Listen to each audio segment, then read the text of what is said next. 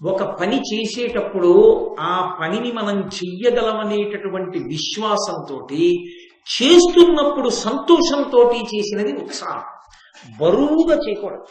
కొంతమంది చూడండి, ఇంక నుంచి నేను నియమం పెట్టుకున్నానండి, ప్రతి శనివారం వెంకటేశ్వర సుప్రభాతం, విష్ణు సహస్రం, లక్ష్మీ స్తోత్రం చదువుకుంటాను ఇంకా అంటే.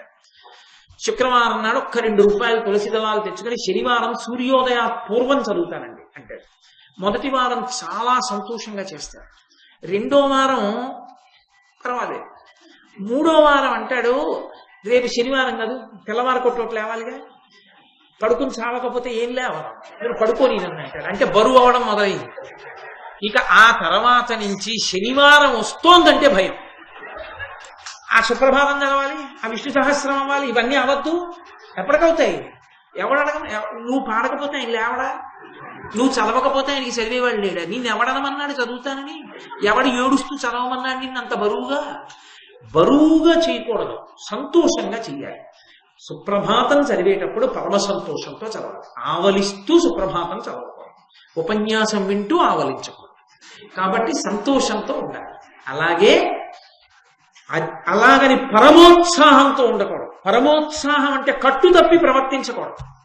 నువ్వు ఏది చేస్తున్నా నువ్వు అవతల వారి చేత నువ్వు చేసిన పని ప్రశ్నింపబడేటట్టుగా చేయకూడదు.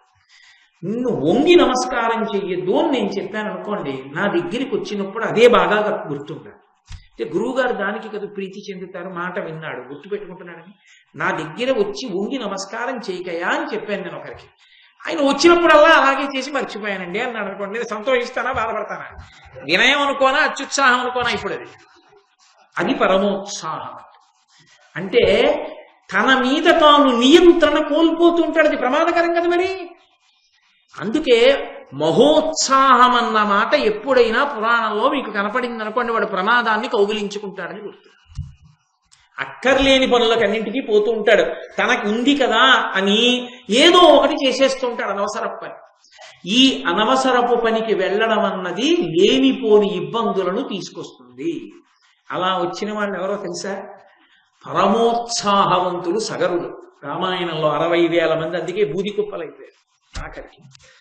పరమోత్సాహం కలిగినటువంటి వాడు, పరమోత్సాహముతో వర్ధిల్లే. మంట మెల్లిగా మండుతోంది అనుకోండి, అన్నం వండి పెడుతుంది, పులుసు వండి పెడుతుంది. మంట అదుపు తప్పి పైకి లేచింది అనుకోండి, ఇల్లు కాలిపోతుంది. అగ్నికి పరమోత్సాహం పనికిరాదు, అగ్ని ఉత్సాహంతో ఉండాలి. నీరు గారిపోయి అగ్ని అసలు రావట్లేదు అనుకోండి, ఊదుకుంటూ కూర్చోవాలి. అగ్ని పొగ లేకుండా మండాలి. అగ్ని పరమోత్సాహంతో ప్రజ్వరిల్లితే ఆ ఊరు దేశం ఉంటాయో వారికి తెలియదు, చాలా ప్రమాదకరం. కాబట్టి అది రచన విశేషం అంటే అలా ఉంటుంది. ఎంత అందంగా మాట్లాడతారో, ఆ మాట్లాడడంలో ఉండేటటువంటి సొంపుని బట్టి అవతల వాని యొక్క వ్యక్తిత్వం మీకు అర్థమవుతుంది. కాబట్టి పరమోత్సాహముతో వర్ధిల్లే ఘృతాహతుల ప్రవృద్ధి పొందు అగ్నియ బౌలెన్. నెయ్యి పోస్తున్న కొద్దీ ప్రజ్వరిల్లుతున్నటువంటి అగ్నిహోత్రంలా ప్రజ్వరిల్లిపోతున్నాడు. అంటే ఏమిటి? నెయ్యి అతనికి పరమోత్సాహంతో పనిచేస్తాడు, విజయం సాధించాడు, ఇలాగే చేస్తానంటూ చేసుకుపోతాడు. అంటే ఆలోచన ఉండదు. ఎంత పరాక్రమవంతుడు కానివ్వండి, ఆగి ఆలోచించిన వాడెవరో వాడు వృద్ధిలోకి వస్తాడు. ఆగి ఆలోచించడం చేత కాని వాడెవడో వాడు ఎప్పుడో అప్పుడు గోతిలో పడిపోతాడు. అందుకే మీరు చూడండి, అరణ్యంలో సింహం జోలికి ఏమీ వెళ్ళవు, మృగరాజని పేరు, కానీ సింహావలోకనము అని ఒక మాట ఉంది. అది ఏ జంతువుకి అన్వయం అవ్వదు. శునకావలోకనము, గార్ధబావలోకనము లేవు లోకంలో. సింహావలోకనము, అవలోకనము అంటే చూచుట. సింహం ఓ 10 అడుగులు నడుస్తుంది, దాని వెంట్రుకల వాసనకి పారిపోతాయి జంతువులు. అది నడిచి ఆగుతుంది, ఏదో ఇలా గబుక్కుని చూసి వెళ్ళదు, పూర్తిగా ఆగుతుంది. ఆగి తిన్నగా మెడ బాగా వెనక్కి తిప్పి ఓసారి ఇటు చూస్తుంది, తర్వాత మళ్ళీ ఇటు తిప్పి ఇటు చూస్తుంది, అప్పుడు మళ్ళీ 10 అడుగులు వేస్తుంది. నన్ను ఏదీ చెయ్యదు అని నడవదు, ప్రతి 10 అడుగులకి ఆగి వెనక్కి తిరిగి చూస్తుంది. అవలోకనము. విద్య నిలబడాలంటే తనలో తాను ఆమ్నాయం చెయ్యాలి. ఒక మంత్రం జ్ఞాపకం ఉండాలంటే ఆమ్నాయం చెయ్యాలి. తాను జీవితంలో వృద్ధిలోకి రావాలంటే తను చేసుకున్న పనిని తానే విచారణ చేసుకోవాలి. నేను ఇలా చేశాను కదా, ఎవరో కూర్చుని తీర్పు చెప్తే అతిశయం, ఇబ్బంది వస్తుంది, వాడు నన్ను అండమా అనిపిస్తుంది. విన్న మాటల్ని దృష్టిలో పెట్టుకుని, శాస్త్రాన్ని దృష్టిలో పెట్టుకుని నీకు నువ్వే తీర్పు చెప్పుకోవాలి. నిన్న నేను చేశాను, ఇవాళ పగలు ఏం చేశాను, నేను ఏం మాట్లాడాను, నేను అలా మాట్లాడచ్చా, ఎంత పొరపాటు మాట మాట్లాడాను, ఇక నుంచి నేను అలా మాట్లాడకూడదు. అలా మాట్లాడకూడదంటే నేనేం చేయాలి, మాట్లాడేటప్పుడు ఆవేశాన్ని తగ్గించుకోవాలి. ఆవేశం ఉండబట్టి కదా పొరపాటు మాట దొరికిపోయింది. కాబట్టి అలా దొరలకుండా ఉండాలంటే ఇక నుంచి నేను సావధానంగా మాట్లాడతాను. మాట్లాడే ముందు ఇది మాట్లాడనా వద్దా అని ఆలోచించి మాట్లాడుతుంటాను తప్ప నేను అలా మాట్లాడను. ఇక నుండి జాగ్రత్త పడతాను. మాట్లాడేశానని బెంగ పెట్టుకుని నిద్ర మానేయడం కన్నా ఇక నుండి ఎలా ఉండాలని ఆలోచించుకుని బాగా నిద్రపోయి ఆరోగ్యంగా ఉండడం మంచిది కదా. అది సింహావలోకనము, వెనక్కి తిరిగి చూచుట. అందుకే సింహావలోకనం చేసుకుంటాడండి ఆయన అంటారు. వెనక్కి తిరిగి చూసుకుంటాడు ఒకసారి. వృద్ధిలోకి వచ్చే వాళ్ళందరి లక్షణం అంతే. ఒకటి విన్నాడు, మళ్ళీ ఇంటికి వెళ్ళి కూర్చుని ఆలోచిస్తాడు, ఇవాళ ఏం చెప్పారు, అందులో నేను పట్టుకోవలసిన విషయాలు ఏమున్నాయి, నేను ఒక 10 రోజులు ప్రసంగాలు కడితే 10 రోజుల ప్రసంగాల్లో నా జీవితంలో అనుష్ఠించవలసిన మంచి మంచి విషయాలు ఇవి నాకు పనికొస్తాయన్నవి భారతంలో నేనేం విన్నాను పొందుపరచుకుంటాడు. మనసులోకి దూరితే కదూ అనుష్ఠానంలోకి వస్తుంది. పుస్తకంలో ఉన్నది అనుష్ఠానంలోకి ఎలా వస్తుంది? నీ మనసులోకి ప్రవేశించింది. నేను అది విన్నాను కాబట్టి ఇప్పుడు నేను అనుష్ఠించాలి. నారదుడు చెప్పాడు, ఎంత మంచి మాట. శృతము దేనికి పనికి రావాలి? వృత్తమునకు పనికి రావాలి, శీలమునకు పనికి రావాలి. కాబట్టి నేను విన్నది నా స్వభావాన్ని మార్చుకోవడానికి వాడుకుంటాను కరించి అన్నాడు. పనికొచ్చింది. ఇప్పుడు భారతం దిద్దింది. అలా పనికి రాలేదు, అలా సింహావలోకనం చేయడు, ఉపయుక్తం కాదు. వెళ్ళాను, కూర్చున్నాను, వెళ్ళిపోయాను, అంతవరకు పనికొస్తుందేమో తప్ప ఆయన్ని దిద్దడానికి మాత్రం పనికిరాదు. ఇంట్లో మందు ఉండి ఇంట్లో వ్యాధిగ్రస్తుడుంటే ఎంత ఉపయోగమో విని అనుష్ఠించకపోవడం అంతే ఉపయోగం. ఎప్పుడు ఉపయోగపడుతుంది ఔషధం? తాను పుచ్చుకున్నప్పుడు. తాను పుచ్చుకున్నాడు, ఉపయోగపడింది. కర్ర ఇంట్లో ఉంది, నువ్వు వీధిలో ఉన్నావు, కుక్క కరిచింది, కర్ర వచ్చి రక్షించదుగా. కర్ర నువ్వు పట్టుకున్నావు, కుక్క నిన్ను కర్ర. అనుష్ఠించాలి, నేర్చుకున్నది అనుష్ఠించాలి. మీకెన్ని సాధ్యమైతే అన్ని. ప్రయత్నం అంటూ ప్రారంభించాలి. అసలంటూ మొదలు పెడితే కదా ప్రారంభించడం. 93 ఏళ్ళు వచ్చిన వాడు ఒకనాడు పుట్టినవాడే, పసిపిల్లవాడే ఈనాటి వృద్ధుడు కాదు కాలగతి ఎందు. కాబట్టి ఆ సింహావలోకనం అనేటటువంటి దానికి అంత ప్రధానమైనటువంటి లక్షణం ఉన్నది. అది మహోత్సాహవంతులకు ఉండదు. మహోత్సాహవంతుని ఎందు సింహావలోకనం ఉండదు. అది ప్రయత్నం లేనటువంటి స్థితికి తీసుకెళ్ళిపోతుంది. అది అలివి మీలినటువంటి ధైర్యాన్ని ఇచ్చేస్తుంది. నన్నెవడు ఏం చేస్తాడు, నన్నెవడు ఏమీ చేయలేడు, నే చదవడం ఏమిటి, నే నేర్చుకోవడం ఏంటి, నేను ఒకడికి నమస్కారం చేయడం ఏమిటి, ఆఖరికి ఏమవుతాడు? అదే పాడు చేసేస్తుంది. ఆ అహంకారమే పాడు చేసేస్తుంది. అరే నేనెంతటి వాణ్ణి అస్తమానం విమర్శించుకుంటూనే ఉన్నారనుకోండి, అప్పుడు జాగ్రత్తగా ఉంటుంది. మహానుభావుడు 80 సంవత్సరాల వయస్సు వచ్చిన తరువాత కూడా ఒక పక్క సంస్కృత భారతాన్ని, ఒక పక్క తెలుగు భారతాన్ని పుస్తకాధారం లేకుండా తిక్కన గారి పద్యాలు, నన్నయ్య గారి పద్యాలు, ఎర్ర గారి పద్యాలు, తిరుపతి వెంకటకవుల పద్యాలు అనర్గళంగా చెప్తూ ధర్మశాస్త్రాలు చెప్తూ వ్యాఖ్యానం చేస్తారు. మల్లారి చంద్రశేఖర శాస్త్రి గారు భారతం చెప్తే చెప్తే ఏం చెప్పాను పుస్తకం పట్టుకుని, నేను భారతం చెప్పడమా? ఆ మహాత్ముడి పాదరేణువు నా తల మీద వేసుకోవడానికి నాకు యోగ్యత లేదు. అంతటి మహాత్ముడు ఆయన అనుకున్న నాడు నేను భారతం చెప్పడంలో ఒడ్డు దగ్గర పెట్టుకుంటాను. నేను భారతం చాలా బాగా చెప్పేస్తున్నాను అనుకున్నాడు గోతిలో పడిపోవడానికి కారణం అవుతుంది. కాబట్టి పరాకు అన్నది చాలా ప్రధానం. మహోత్సాహము మంచిది కాదు.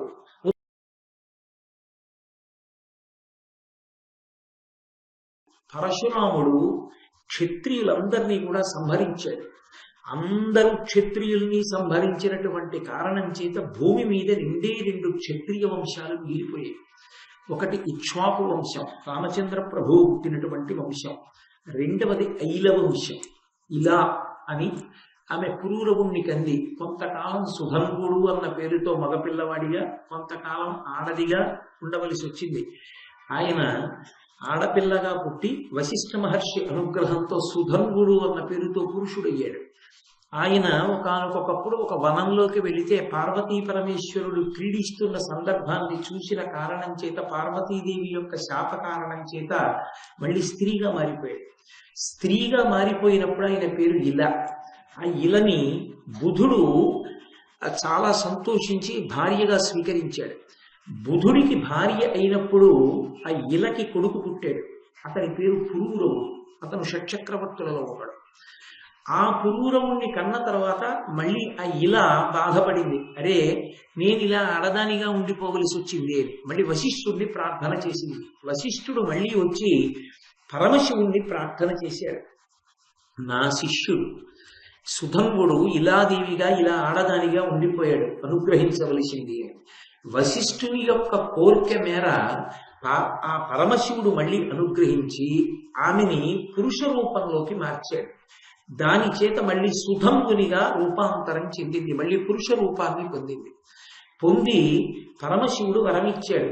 ఈమె కొంతకాలం ఒక నెల స్త్రీగా ఉంటుంది, కొంతకాలం ఒక నెల పురుషుడుగా ఉంటుంది. పురుషుడుగా ఉన్నప్పుడు రాజ్యపాలన చేస్తూ ఉండేవాడు. స్త్రీగా ఉన్నప్పుడు ఇలా అన్న పేరుతో సింహాసనానికి దూరంగా ఉంటుండేవాడు. అలా ఉన్నటువంటి ఇలాదేవి యొక్క సంతానముతో కూడుకున్నటువంటి వంశం ఏది ఉన్నదో ఆ వంశమునకు ఐల వంశము అని పేరు.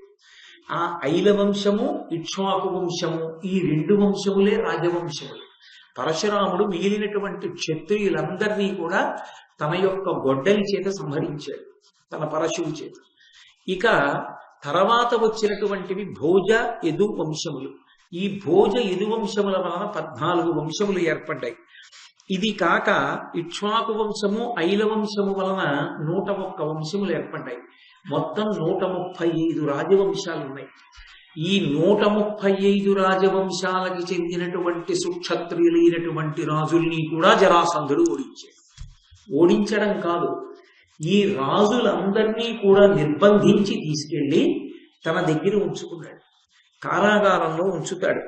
కారాగారంలో ఉంచి ఒక్కొక్క రాజుని ప్రతిరోజు తీసుకొస్తాడు. తీసుకొచ్చి భైరవ పూజ చేసి ఆ రాజుని బలిస్తాడు. కాబట్టి సుక్షత్రియులందరూ జరాసంధుని చేత ఓడింపబడ్డారు. జరాసంధుణ్ణి గెలవడం అంత తేలిక కాదు. ఎందుకు కాదు అంటే జరాసంధుడికి వరం ఉంది. ఆయన ఏ ఆయుధము చేత మరణించాడు.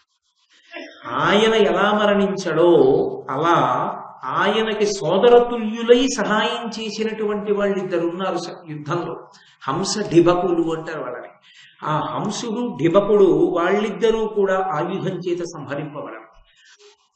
జరాసంధుడు, హంస ఢిబకులు, వీళ్ళని సంహరించేవాడు లేడు. ఈ ముగ్గురు కాక సర్వసైన్యాధ్యక్షుడుగా శిశుపాలుడు ఉన్నాడు. వీళ్ళు 4 ఏకమయ్యారు. అందుకే ఎవరెవరు అధర్మం వైపుకి చేరతారో వాళ్ళందరూ అప్పటికే జరాసంధుడి యొక్క పంచన చేరిపోవడం ప్రారంభమైపోయింది. కంసుడు కూడా బ్రతికి ఉంటే జరాసంధుడికి అల్లుడు. జరాసంధుడి యొక్క కూతుర్ని కంసుడికి ఇచ్చి వివాహం చేశారు. అందుకని జరాసంధుడికి అల్లుడు కనుక కంసుడు కూడా జరాసంధుడి పక్షాన చేరుతాడు. అప్పటికే శిశుపాలుడు చేరిపోయాడు. అప్పటికే హంసడిబకులు చేరిపోయారు. అప్పటికే జరాసంధుడు నాయకత్వం వహిస్తున్నాడు. ఆయనకి ఆయుధంతో మరణం లేదు. అది చాలదన్నట్టుగా ఈ కంసుడు కూడా వాళ్ళ పక్షాన చేరాడు. దేహబంధుత్వం అల్లుడు కూడా అయ్యాడు. అందుకని ఆయన కూడా చేరాడు. ఇంతమంది ఒక పక్కన చేరితే వీళ్లతో పాటు పూతన, శకటాసురుడు, తృణావర్తుడు మొదలైనటువంటి రాక్షసులందరూ చేరితే కురుక్షేత్ర సంగ్రామ సమయానికి ఎంత భయంకరమైన పరిస్థితి ఉత్పన్నమవుతుందో చూడండి. అందుకే కంసుడిని చంపేశాడు కృష్ణ పరమాత్మ. ఒక్కొక్కరిని మిగల్చకుండా కురుక్షేత్ర సంగ్రామం రావడానికి ముందే సంహరిస్తూ వెళ్ళిపోయాడు. ఈ జరాసంధుడు శ్రీకృష్ణ పరమాత్మ మీద విశేషమైనటువంటి క్రోధాన్ని పెంచుకున్నాడు. క్రోధాన్ని పెంచుకోవడానికి కారణం జరాసంధుడి ఇంటికి వెళ్ళినటువంటి విధవరాలైన కంసుని భార్య అంటే జరాసంధుని యొక్క కూతురు నిరంతరం తన తండ్రి అయినటువంటి జరాసంధుడిని ప్రేరేపణ చేస్తుండేది. నా 5వతనం పోవడానికి, నా పసుపు కుంకాలు పోవడానికి కారణం అడిగో కృష్ణుడు. ఆ కృష్ణుణ్ణి నువ్వింత శక్తివంతుడవై కూడా నిగ్రహించలేదు. కాబట్టి నువ్వు వెళ్ళి కృష్ణుణ్ణి నిగ్రహించి ఓడించి బంధించి సంహరించవలసినది అని ప్రేరేపిస్తుండేది. ప్రేరేపించిన కారణం చేత జరాసంధుడు కృష్ణుణ్ణి నిద్రపోనిచ్చేవాడు కాడు. ఎప్పుడూ కృష్ణుడి మీద దండయాత్ర చేస్తుండేవాడు. ధర్మరాజు గారితో కృష్ణ పరమాత్మ ఈ కథంతా చెప్తున్నారు. చెప్తూ ఇప్పుడు భూమండలం మీద సుక్షత్రియ వంశాలు లేవు. ఉన్న సుక్షత్రియ వంశాలకు చెందిన 135 వంశాల రాజులు కూడా జరాసంధుడి దగ్గర బంధీకృతులై ఉన్నారు. అధార్మికంగా వాళ్ళందరూ భైరవ పూజలో రోజుకొక్కడు బలిపెట్టబడుతున్నాడు. ప్రకటనంగా ఇప్పుడు నేను ముందు జరాసంధుడిని చంపేస్తాను అని ప్రకటించి యుద్ధానికి వెళ్ళొచ్చు. కానీ అలా ప్రకటించి యుద్ధానికి వెడితే జరాసంధుడి పలుకున చేరిపోవాలనుకున్న వాళ్ళందరూ చేరిపోతారు. అథవా దుర్యోధనుడి సహాయం అందించినా ఆశ్చర్యం లేదు. పాండవుల మీద కక్ష ఉంది కాబట్టి ప్రకటనంగా జరాసంధుడిని చంపకూడదు. చాలా రహస్యంగా చంపాలి. జరాసంధుడికి కూడా తెలియకూడదు. చంపడానికే మేము వెళ్ళాము అక్కడికి.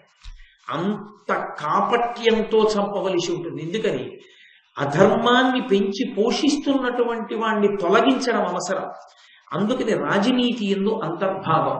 అందుకని ప్రకటనంగా ఇది జరగకూడదు. రాజసూయ మహాయాగం సంకల్పం చేస్తే మగధ దేశం ఉన్నటువంటి దిక్కుకి ఏ రాజు పెడతాడో అంటే భీముడు కాని, అర్జునుడు కాని, నకులుడు కాని, సహదేవుడు కాని ఎవరు వెళ్ళినా జరాసంధుడిని ఓడించడం అంత తేలిక.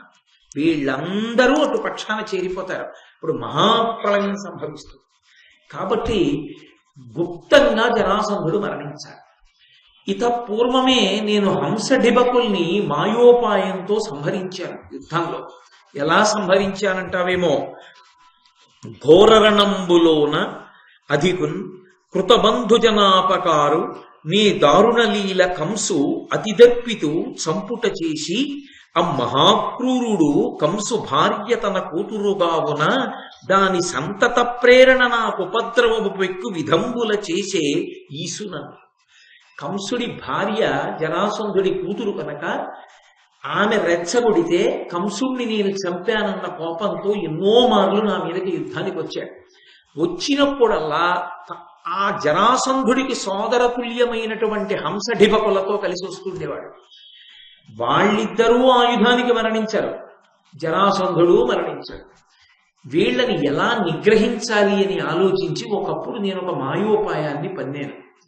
డిభకుడికి కబురు చేశాను, హంసుడు మా చేతిలో మరణించాడు అని. హంసుడు మరణించాడన్న మాట విన్నటువంటి డిభకుడు తట్టుకోలేకపోయాడు. తట్టుకోలేక నీటిలో ప్రవేశించి శరీరాన్ని వదిలిపెట్టేశాడు. డిభకుడు నిజంగా చనిపోయాడన్న వార్త తెలిసి బ్రతికున్న హంసుడు చనిపోయాడు. దాని వలన హంస డిభకుల్ని సంహరించగలిగారు, కంసుడిని సంహరించారు. ఆ పైన జరాసంధుడు నా మీద దండయాత్రకి రావడం తగ్గించాడు. కారణం నీతో నాకు బంధుత్వం, స్నేహం ఉన్నది కనుక. అది గమ్మత్తు. కృష్ణ భగవానుడికి కూడా పాండవుల రక్షణ ఉంది భారతంలో ఒకప్పుడు. అంటే ప్రకటనంగా ఆయన చంపగలిగిన వాడైన పరమేశ్వర తత్వం ఉన్న పాండవుల యొక్క సహాయం ధర్మ సంస్థాపన యందు భగవానుడికి అవసరమైంది అన్న మాటకు అర్థం ధర్మ సంస్థాపనకు వాళ్ళు భగవంతుడి చేతి పనిముట్లు కాగలిగారు. కాబట్టి నేను ఈ దండయాత్రల బాధ తట్టుకోలేక ప్రశాంతంగా ఉండడం కోసం ఒకనకొకప్పుడు మధురా నగరాన్ని విడిచిపెట్టేసేసి కుశస్థలంలో రైవతకాద్రి అనబడేటటువంటి పర్వతం మీద ఒక గట్టి కోట నిర్మించుకుని అక్కడ ఉండడం మొదలుపెట్టారు. ఆ జరాసంధుడు చాలా భయంకరమైనటువంటి వ్యక్తి, చాలా క్రూరమైనటువంటి వ్యక్తి. అటువంటి క్రూరుడు దుర్మార్గుడైనటువంటి జరాసంధుడు ప్రతిరోజు కూడా ఉగ్ర పూజ చేస్తూ ఉంటాడు. ఖలుడు బృహద్రథాత్మజుడు గర్వికుడై మహిలోని రాజులను వెలుకురబట్టి తెచ్చి చెరబెట్టి గిరిత్రజమనం పురంబులో జొలయక నిత్య మొక్కుని సూనరివోలె వధించి నేమమున్ బలిమియు నేర్పడంగటకి భైరవ పూజయునర్చు ఉగ్రుడై. 138 రాజవంశాలకి చెందినటువంటి సుక్షత్రులైనటువంటి రాజులందరినీ తీసుకెళ్లి కారాగారంలో పెట్టడమే కాకుండా ప్రతిరోజు ఉగ్రపూజ చేసి భైరవుడికి ఒక్కొక్క మహారాజుని తీసుకొచ్చి బలిపీఠం మీద కూర్చోబెట్టి సంహారం చేస్తాడు. దాని వలన ఎందరో రాజులు మరణిస్తున్నారు. ఈ అధార్మికమైనటువంటి వధని ఆపు చేయాలి. ఆపు చేసి ఆ రాజులందరినీ కూడా రక్షించాలి. ముందు జరాసంధుని సంహరించాలి. కాబట్టి నాతో పాటుగా భీముణ్ణి అర్జునుణ్ణి పంపించు. మేము ముగ్గురం బయలుదేరి ఆ జరాసంధుణ్ణి సంహారం చేస్తాం. కాబట్టి నాతో పంపవలసింది అన్నాడు. చాలా ఆశ్చర్యపోయాడు ధర్మరాజు. ఇంత గొప్పగా నువ్వు ఒక వ్యక్తిని సంహరించడానికి కాపట్యంతో మారువేషాలతో వెళ్ళవలసినటువంటి అవసరం ఉన్నదని ఉగ్గడిస్తున్నావంటే జరాసంధుడికి అసలు ఇంత భయంకరమైనటువంటి ప్రతాపం ఎలా వచ్చింది? ఎక్కడ నేర్చుకున్నాడు? ఏ గురువు దగ్గర అభ్యసించి ఉండి ఉంటాడు? అతనికి ఇంత బలం ఎక్కడిది? అట్టి అతిదారుణత్వము, అట్టి అజేయ భుజ విక్రమాధిక్యము వాడి ఇట్టి క్రియపడసే. అతని పుట్టిన విధి ఇట్లు చెప్పు పొలుపుగా నాకు. అంత అపారమైనటువంటి భుజ పరాక్రమమా? అంతటి విశేషమైనటువంటి దారుణత్వమా? పరాక్రమానికి క్రౌర్యం తోడైందా? లోకాలన్నిటినీ కూడా గడగడలాడిస్తున్నాడా? అసలు వాడు పుట్టుక ఎలా పుట్టాడయా జరాసంధుడు? ఇంత బలం ఎక్కడి నుంచి వచ్చింది? ఏది నాకు చెప్పు ఆ విశేషం కృష్ణ అని అడిగాడు. అడిగితే భీమసేనుడి వంక చూసి కృష్ణ భగవానుడు అన్నాడు, జరాసంధుడు ఎంత బలవంతుడు వదిలిపెట్టండి. నాతో పాటుగా భీమసేనుడు అర్జునుడు వస్తే జరాసంధుణ్ణి ఎలా మట్టు పెట్టాలో మార్గం నేను చెప్తాను. ఆ మార్గంలో జరాసంధుణ్ణి మట్టు పెడదాం. ఏమంటావు భీమసేన, బయలుదేరుదామా అని అడిగాడు. ధర్మరాజు వంక చూసి భీమసేనుడు అన్నాడు, ఆరంభరహితు పొందునే యాదయ సంపదలు హీనుడయ్యును పురుషుండారంభశీలుడై అకృతారంభుల నోర్చునెంత యధికులనైన. అన్నయ్య, కొంతమందికి బలం ఉంటుంది కానీ ప్రయత్నం ఉండదు. అసలు ఏదో ఒకటి చెయ్యగలరు వాళ్ళు, కానీ వాళ్ళు ఏ ప్రయత్నం చెయ్యరు.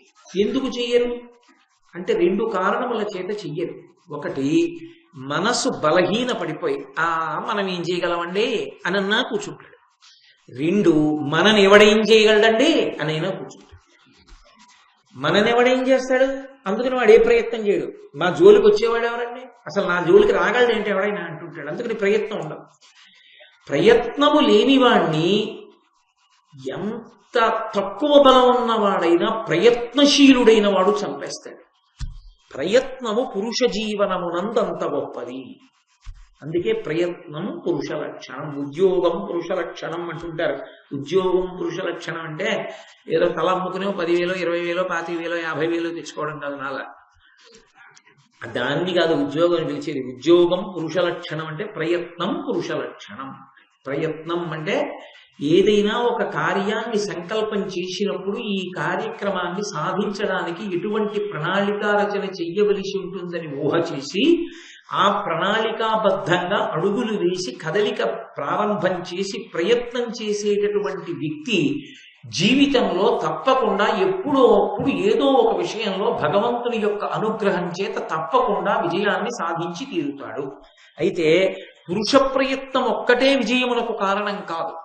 కేవలం పురుష ప్రయత్నం చేత కార్యములు సాధింపబడవు. అందుకే శ్రీరామాయణంలో వాల్మీకి మహర్షి సీతమ్మ చేత చెప్పిస్తారు, కచ్చిత్ పురుషకారంచ దైవంచ ప్రతిపద్యతే అంటారు. పురుషుడు చేసేటటువంటి ప్రయత్నానికి భగవంతుని యొక్క అనుగ్రహము తోడై రావాలి. ఎంత కుండడు పాలైనా పెరుగు అవ్వాలంటే ఒక్క చుక్క పెరుగు అందులో పడాలి. పడితే కుండడు పాలు పెరుగవుతాయి. పరమేశ్వరుని యొక్క అనుగ్రహము కూడా తోడు రావాలి. అందుకే తన యొక్క పౌరుష పరాక్రమములు తన తెలివితేటలతో పాటుగా భగవంతుని యొక్క అనుగ్రహమును పొందడానికి భక్తితో విధేయుడై ఈశ్వరార్చన చేస్తుంటారు. చేస్తుంటే ఈశ్వరుడు యొక్క అనుగ్రహం కూడా కలిసి వచ్చిందనుకోండి, పురుష ప్రయత్నం సఫలీకృతం అవుతుంది. ఈశ్వరుడు యొక్క అనుగ్రహం కలిసి రాలేదనుకోండి, పురుషుడు ఎంత బాగా ప్రణాళిక వేశాననుకున్నా అది చెప్ప. దశరథ మహారాజు గారు ముహూర్తం పెట్టుకున్నాను, భరతుడికి తెలియదు, ఎక్కడో దూరంగా ఉన్నాడు, రేపే పొద్దున్న రామచంద్రమూర్తికి యమరాజ్య పట్టాభిషేకం అన్నాడు. ఎంత ఆశ్చర్యకరంగా రాత్రికి రాత్రి కథ మారిపోయి తెల్లవారేటప్పటికే పట్టాభిషేకం చేసుకోవలసినటువంటి రామచంద్రమూర్తి సీతాలక్ష్మణ సహితుడై దండకారణ్యానికి నారచీరలు కట్టుకుని చెప్పులు కూడా వేసుకోకుండా విడిపోవలసి వచ్చింది. అందుకని అసంకల్పితమీవ్యహ యదకస్మాత్ ప్రవర్తతే నివర్త్యారంభమారబ్ధం అనుదైవస్య కర్మతత్ అంటారు. అనుదైవస్య కర్మతత్, దైవం ఎలా చెప్పిందో అలా మనం అన్వయం అవ్వడమే. పురుష ప్రయత్నాన్ని విడిచిపెట్టకూడదు. పురుష ప్రయత్నం ఎప్పుడు పోతుంది అంటే నిస్సత్వం ఆవరించిపోయింది అనుకోండి, మనిషి నీరసపడిపోయాడు అనుకోండి. నీరసపడిపోవడం అంటే శరీరం అని కాదు నా ఉద్దేశం, మనస్సు నీరసపడిపోయింది అనుకోండి. అనిర్వేద శ్రియోమూలం అనిర్వేద పరం సుఖం అనిర్వేదోహి సతతం సర్వార్థీషు ప్రవర్తక. ప్రయత్నం అనేటటువంటిది ఉంటే, సంకల్పం అనేది ఉంటే ఎప్పటికైనా వాడు పూజనీయుడు అవుతాడు. లోకంలో ఇన్ని చెట్లు ఉన్నాయి, కొబ్బరి చెట్టుకు ఒక్కదానికే అంత పూజనీయత ఎందుకు వచ్చింది?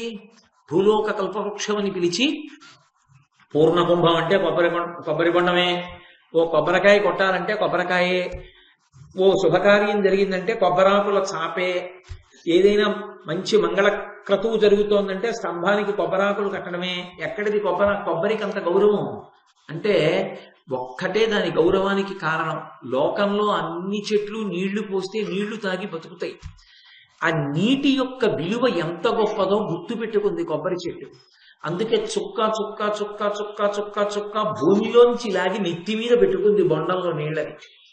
కృతజ్ఞతాభావముతో ప్రయత్నం ప్రారంభించిన కొబ్బరి చెట్టు ఆనాటి నుంచి ఈనాటికి ఏనాటికి చుక్క చుక్క ఎట్నుంచి లాగుతోందో, ఎప్పుడు బొండంలో పోసిందో, ఎప్పుడంత అద్భుతంగా దాచిందో ఎవరికీ తెలియదు. పసిపిల్లల నుండి వృద్ధుల వరకు జీర్ణమైపోతాయి.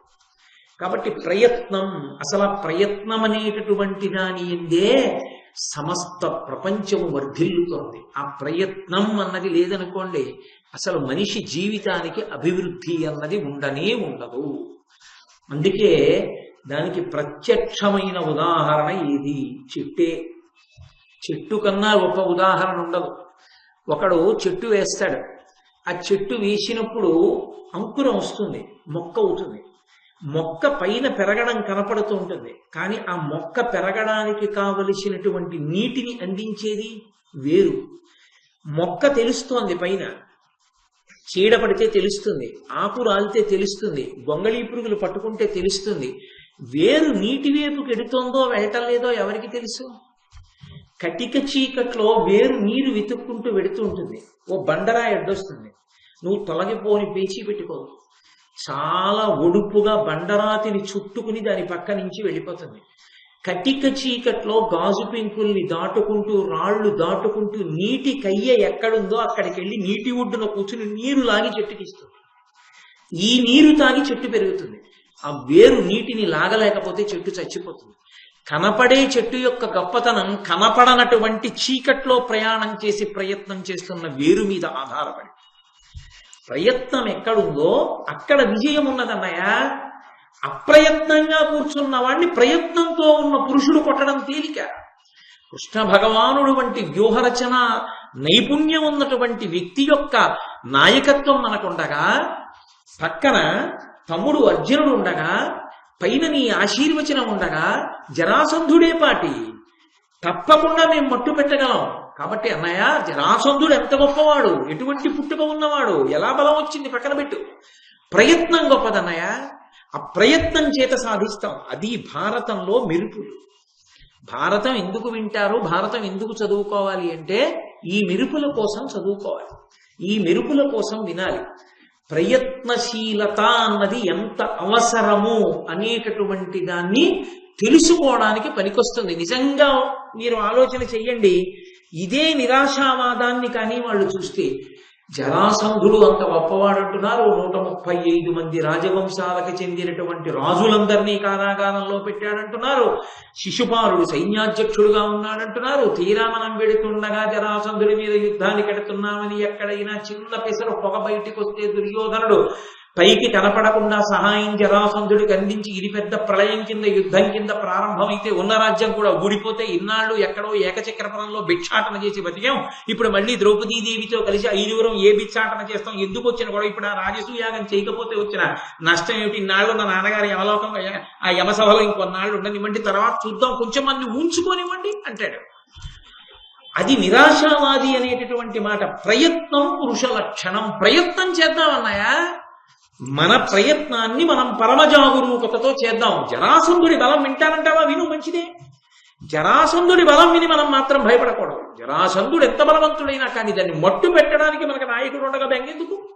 ప్రయత్నం చేద్దామన్నాయా, ప్రయత్నం ఉన్న చోట విజయం సాధిస్తాం తప్పకుండా.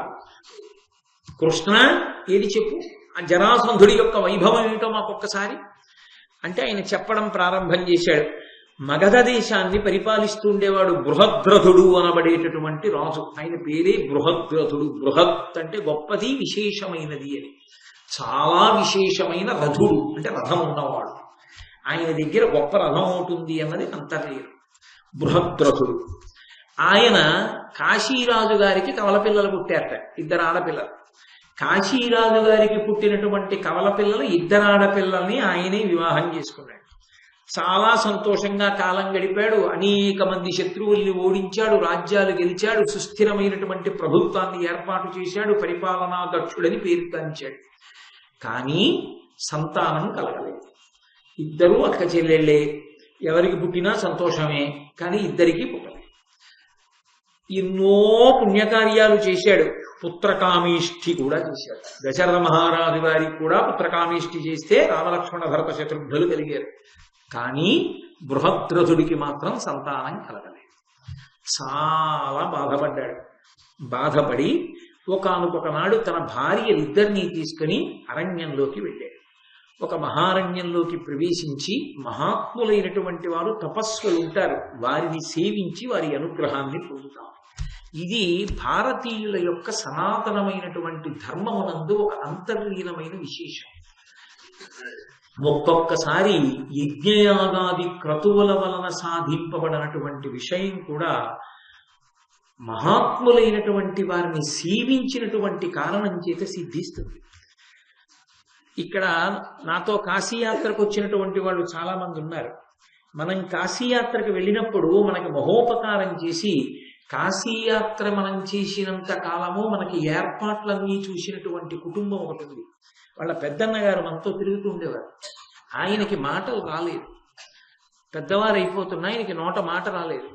మాట రాకపోతే ఎవరో చెప్పారు, మీరు శృంగేరి వెళ్ళిపోండి. శృంగేరి వెళ్ళిపోయి శృంగేరిలో శృంగగిరి పీఠాధిపతులు ఉన్నారు. అభినవ విద్యాతీర్థ మహాస్వామి వారు పీఠాధిపత్యంలో ఉండేవారు. అప్పుడు అభినవ విద్యాతీర్థ మహాస్వామి వారి దగ్గర కూర్చోండి, ఆయన సేవ చెయ్యండి. ఆయన ఎప్పుడైనా చూసి రే అది ఇలా పట్టరా అంటే తీసుకెళ్ళి ఇస్తూ ఉండండి. ఆయన దగ్గర కూర్చుంటే ఆయనకు అర్థమవుతుంది మీరు ఎందుకు వచ్చారో. ఆయన అంతేవాసిత్వాన్ని పొందండి, ఆయన సేవ చెయ్యండి, మీరేమీ అడగండి, ఆయన సేవ చెయ్యండి, ఆయన సేవాఫలం మీకు వస్తుంది మాట అన్నారు. నమ్మి వెళ్ళిపోయారండి శృంగేరి. వెళ్ళిపోయి అభినవ విద్యాతీర్థ మహాస్వామి వారి దగ్గర ఉండిపోయారు. ఉండిపోయి త్రికరణ శుద్ధిగా వారికి సేవ చేశారు.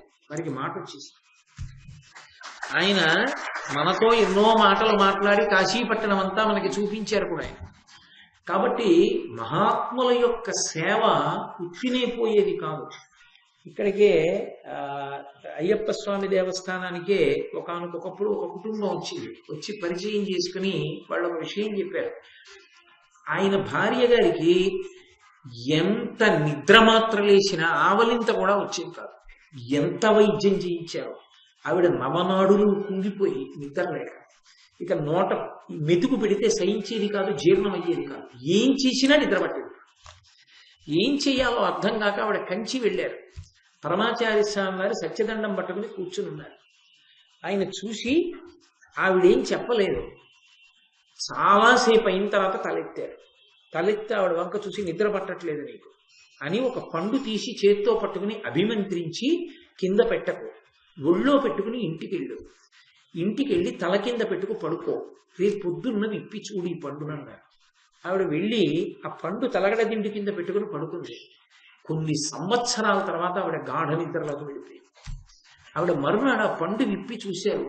ఆ పండంతా కూడా బూజు వచ్చేసి పురుగులు వచ్చేసింది. విప్పి చూడమన్నారు కానీ తినమనలేదుగా. ఆవిడ పండు పారేసి ఆవిడ మళ్ళీ కంచి వెళ్ళింది. పండు పుచ్చిపోయిందా, బూజు పట్టి పురుగులు వచ్చిందా, నీకు నిద్ర పడుతుంది లేపో. ఆయన ఏం చేశారో ఆయనకి తెలియాలి, ఎవరికి అందుతుంది? ఆ కుటుంబం ఇప్పటికీ ఉంది, ఇప్పటికీ వస్తుంటారు మన దేవాలయానికి. కాబట్టి మహాత్ములైనటువంటి వారిని సేవించినంత మాత్రం చేత కోరికలను తీర్చుకున్న వాళ్ళు ఎందరో ఉన్నారు. మనం అలా సేవించలేం కనుక, మనం ఇంకొకళ్ళ గొప్పతనాన్ని ఒప్పుకోలేం కనుక, ఇతరుల యందు భగవద్విభూతి కొంతమంది యందు ఉంటుందని అంగీకరించగలిగినటువంటి వినయం మనకి లేదు కనుక అలా ఎక్కడా జరగదని వాదించడం కన్నా మూర్ఖత్వం ప్రపంచంలో ఇంకోటి ఉండదు. నాకు అలా చేయడం రాదండి, చాలా మంచి సత్యం చెప్పావు, అక్కడతో గొడవ జరిగిపోయింది. అలా జరగదండి, అదో పెంకిత అంతే. పిల్లి కళ్ళు మూసుకుని పాలు తాగుతుంది. నీకు జిజ్ఞాస ఉంటే కనపడతాయి, నీకు జిజ్ఞాస లేకపోతే ఎక్కడి నుంచి వస్తాయి ఉదాహరణలు రమ్మంటే? నీకు నమ్మకం లేనప్పుడు ఏది చూపిస్తే నువ్వు నమ్ముతావు?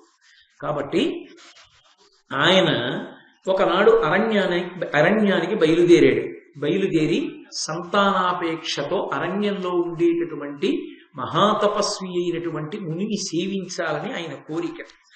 ఆ విపినాంతరంబున నిరంతర నిష్ఠ అనంత మోక్షకాంక్షావిధి ఒక్క బాల సహకార మహీజము క్రింద నుజ్జలత్పావక తేజుడై తపముపాయక చేయుచునున్న ధన్యు కాక్షీవతుగాంచే గౌతము నకిల్విషమానసు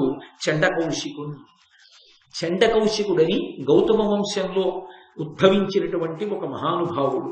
ఆయన ముని. ఆయన ఎప్పటివాడో ఆ విపినాంతరంబున ఆ అరణ్యం లోపల నిరంతర నిష్ఠ, విశేషమైనటువంటి నిష్ఠతో మోక్షకాంక్షా విధి, మోక్షమును పొందాలనే కోరికతో ఒక్క బాల సహకార మహీజము క్రింద ఒక లేత ఆకులు కలిగినటువంటి మామిడి చెట్టు కింద కూర్చుని ఉన్నాడు. లేత ఆకులతో చెట్టు ఉంది అంటే దానికి పెద్ద పెద్ద కాయలుండే అవకాశం ఉండదు.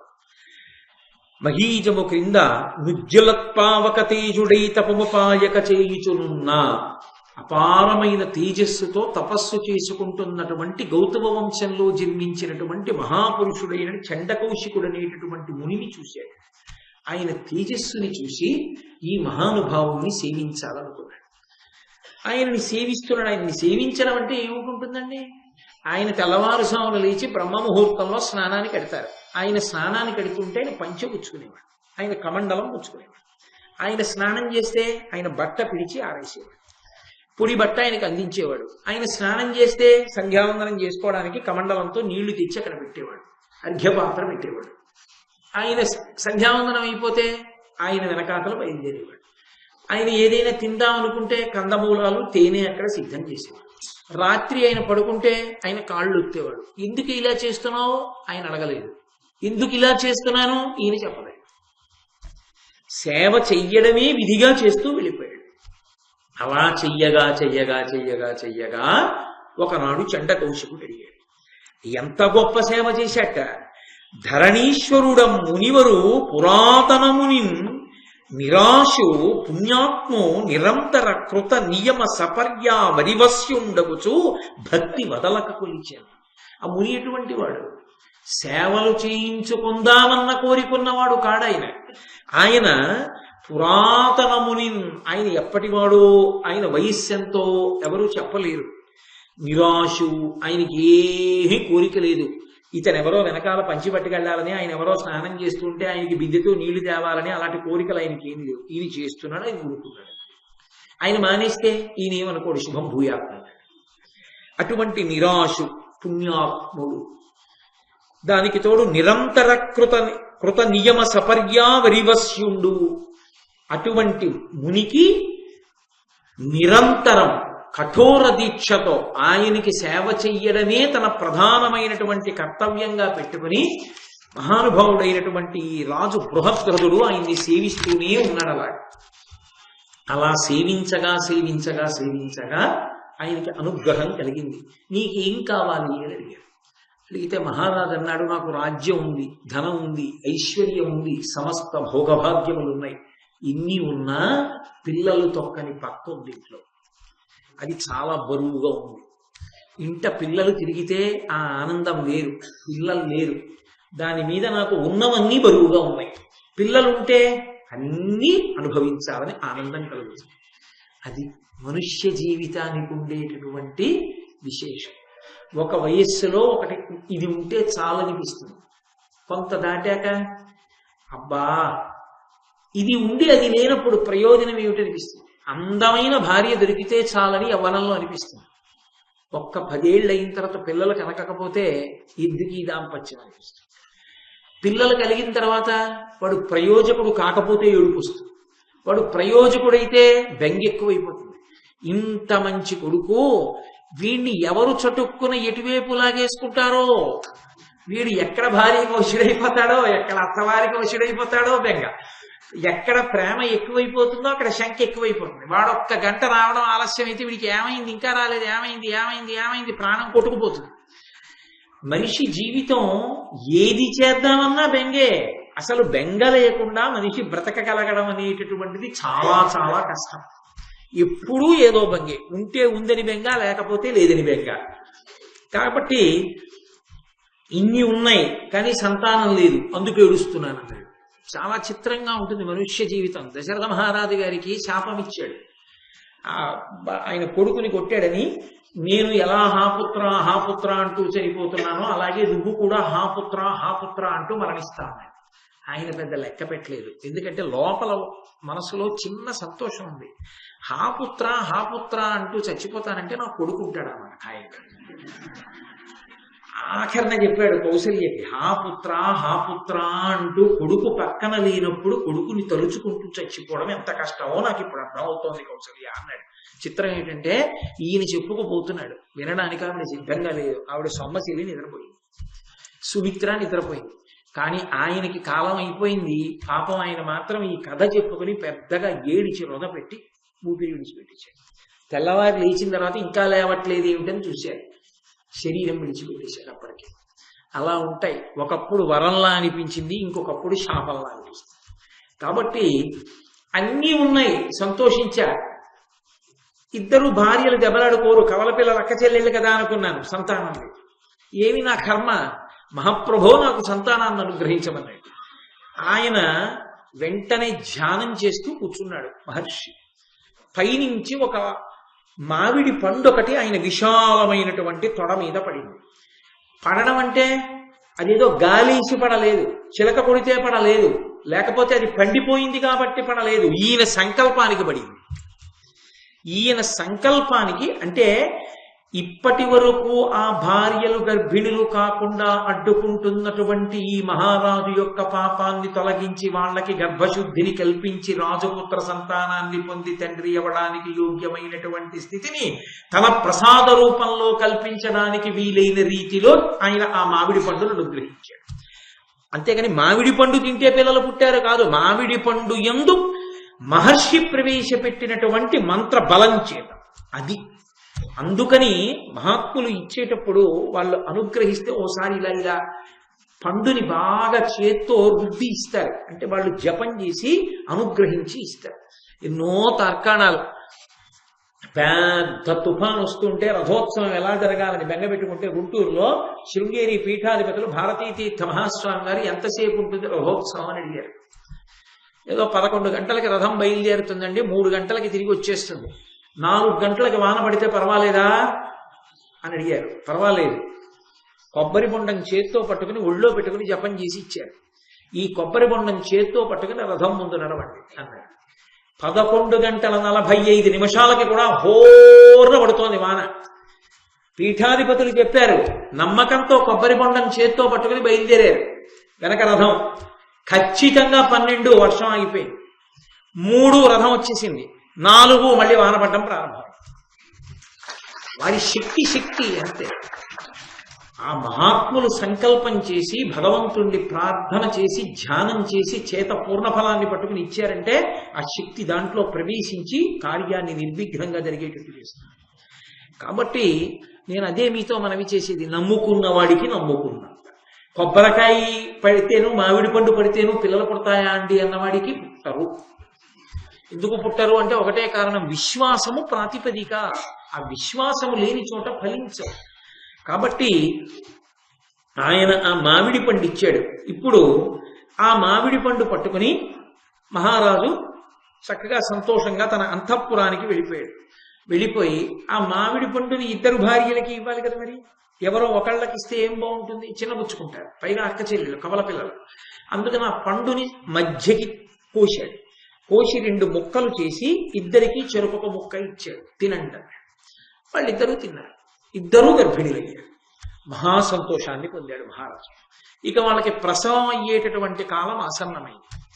ఇద్దరికీ ప్రసవం అయింది. ఒక మనుష్యుని యొక్క శరీరం సగభాగం పుట్టే ఇద్దరికి.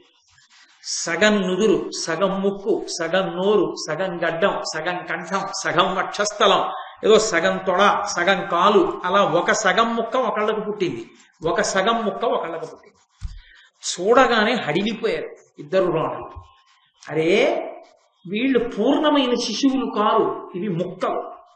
చూడ్డానికే పరమ భయంకరంగా ఉంది. ఈ ముక్కని రాజుని పిలిచి ఎలా చూపించాము, మాకు పుట్టిన బిడ్డలు వీళ్ళని అని కొద్దిగా కదులుతున్నాయి ఆ ముక్కలు. ఆ కదులుతున్నటువంటి ముక్కల్ని దాదులకిచ్చి తీసుకెళ్లి 4 వీధుల కూడల్లోకి విసిరేయండి. ఇద్దరు రాణులకు పుట్టినటువంటి బిడ్డల్ని పట్టుకుని, ఆ బిడ్డలంటే ఆ శరీరపు ముక్కలు 2 ముక్కల్ని పట్టుకుని దాదులు తీసుకెళ్లి 4 వీధుల కూడలిలో పారేశారు. అక్కడ ఒక రాక్షసి తిరుగుతుండేది, ఆమె నరభక్షకి, ఆమె తింటుంది వాటిని. అందుకని ఆ 4 వీధుల కూడలిలో పారేశారు 2 ముక్కలు. పడేస్తే జరా ఆ రాక్షసి పేరు. ఆవిడ వచ్చింది, అందరి దగ్గరికి వస్తుంది ఆవిడ, కానీ మన దగ్గరికి వస్తే భయపెడుతుంది. జరా అంటే వృద్ధాప్యం. కాబట్టి ఆవిడ వచ్చి బానే దొరికింది రోయ్, 2 ముక్కలు దొరికాయి, ఈ 2 ముక్కలు తిందామని చెప్పి ఆ 2 చేతులతో 2 ముక్కలు ఎత్తి పట్టుకుని దూరంగా వెళ్ళి తిందామని ఏదో 2 అరటిపళ్ళు చేత్తో కలిపి పట్టుకున్నట్టుగా 2 ముక్కల్ని కలిపి పట్టుకుని ఒళ్ళో పెట్టుకోగానే అపారమైనటువంటి బరువు అయిపోయి ఆ పిల్లవాడు వజ్రం లాంటి శరీరంతో ఏడవడం మొదలుపెట్టాడు. ఇప్పుడు పిల్లవాడు అయిపోయాడు. తెల్లబోయింది ఆ రాక్షసి. ఆవిడికి ఆ మహారాజు వలన ఆ ఊళ్ళో అన్నం దొరుకుతోందని ఒక కృతజ్ఞత. అందుకని ఆమె ఆ పిల్లవాడిని పట్టుకుని గబగబా మహారాజు దగ్గరికి వచ్చింది. వింత చూశారు. పిల్లవాడు ఏడుస్తున్నాడు. దాదులు వచ్చారు, మహారాజు వచ్చాడు, రాణులు వచ్చారు. రాక్షసి చేతిలో ఉన్నాడు. చంపి తినేస్తుందేమో, అంతర్ధానం అయిపోతుందేమో అని చూస్తున్నారు. ఆమె అంతర్ధానం అవ్వలేదు. ఆ పిల్లవాడిని పట్టుకుని రాజు బృహద్రథుడి దగ్గరికి వచ్చింది. ఎత్తికొని చనంగా ఇమ్మగునట్లుగా మెదలుచున్న వ్రయ్యలదిమి 2 కూడబట్టే అవియు కూడి ఒండుంటితో చక్కనంటి 2 నొక్కటయ్యే. ఆ 2 కలిపి పట్టుకున్నప్పుడు 2 కలిపి ఒక్క పిల్లాడైపోయి ఏడవడం మొదలెట్టింది. ఆ రాక్షసి ఎత్తికొనన్ భారముగా వజ్ర కఠిన బంధు రతనుడై ధీరుడు బాలకుడేక్ష మహారవమున దాని చేతులాడకయుండన్. ఆ పిల్లవాడిని పట్టుకుని ఆవిడ వస్తూ ఉంటే క్షణానికి వాడు వజ్రంలా కఠినమైనటువంటి శరీరంతో బరువెక్కిపోతున్నాడు. ఎత్తుకోలేకపోతుంది ఆ రాక్షసి. అంత బరువైపోయాడు ఆ పిల్లాడు. అయిపోయి వాడు పెద్ద మహారవం, అంత రవం చేశాడు. కాబట్టి రావణా అని పిలిచాడు ఆ పరమేశ్వరుడు. అప్పటి వరకు ఆ పేరు లేదు రావణాసురుడికి. వాడి పేరు పులస్త్య బ్రహ్మ. కానీ ఆ కైలాస పర్వతాన్ని ఎత్తుతున్నప్పుడు చేతులు కిందుండిపోతే శివుడు బొటన వేలుతో నొక్కినప్పుడు పెద్ద కేకలేశాడు. ఎవడ్రా ఇంత రవం తరుస్తున్నావు, రావణా అని పిలిచాడు. శివుడు నన్ను అలా పిలిచాడని వాడు రావణా అని పేరుకు తిరిగాడు. అదో సంతోషం ఒక్కొక్కడికి. కాబట్టి ఆ పిల్లవాడు బరువైపోతున్నాడు. ఆ పిల్లవాడిని పట్టుకొచ్చి రాజు చేతిలో పెట్టి మహానుభావ, నువ్వంటే నాకు ఒక కృతజ్ఞత ఉంది. ఈ ఊళ్ళో అన్నం తిని బతుకుతున్నాను. నీకు ఏదైనా మంచి కానుక ఇవ్వాలనుకున్నాను. నా అదృష్టం ఇవాళ ఈ పిల్లాడు నా చేతిలో బతికాడు. కాబట్టి నీకు ఇస్తున్నాను. ఇదిగో ఈ పిల్లవాడిని తీసుకో. ఆయన పిల్లవాడిని తీసుకుని పరమ సంతోషాన్ని పొందాడు. ఏమైపోనో ఈ పిల్లలు 2 కుక్కలు విడుచుకుపోతాయి. నీ చేతిలో పడ్డారు కాబట్టి సంధించావు, కలిపావు, బతికాడు. జరా అన్న రాక్షసి చేత సంధింపబడి 2 ముక్కలు కలిపితే బతికినవాడు కనుక ఈ పిల్లవాడికి నేను ఎవరి పేరు పెట్టను, నీ పేరు పెట్టుకుంటానని జరాసంధుడు అని పేరు పెట్టాడు.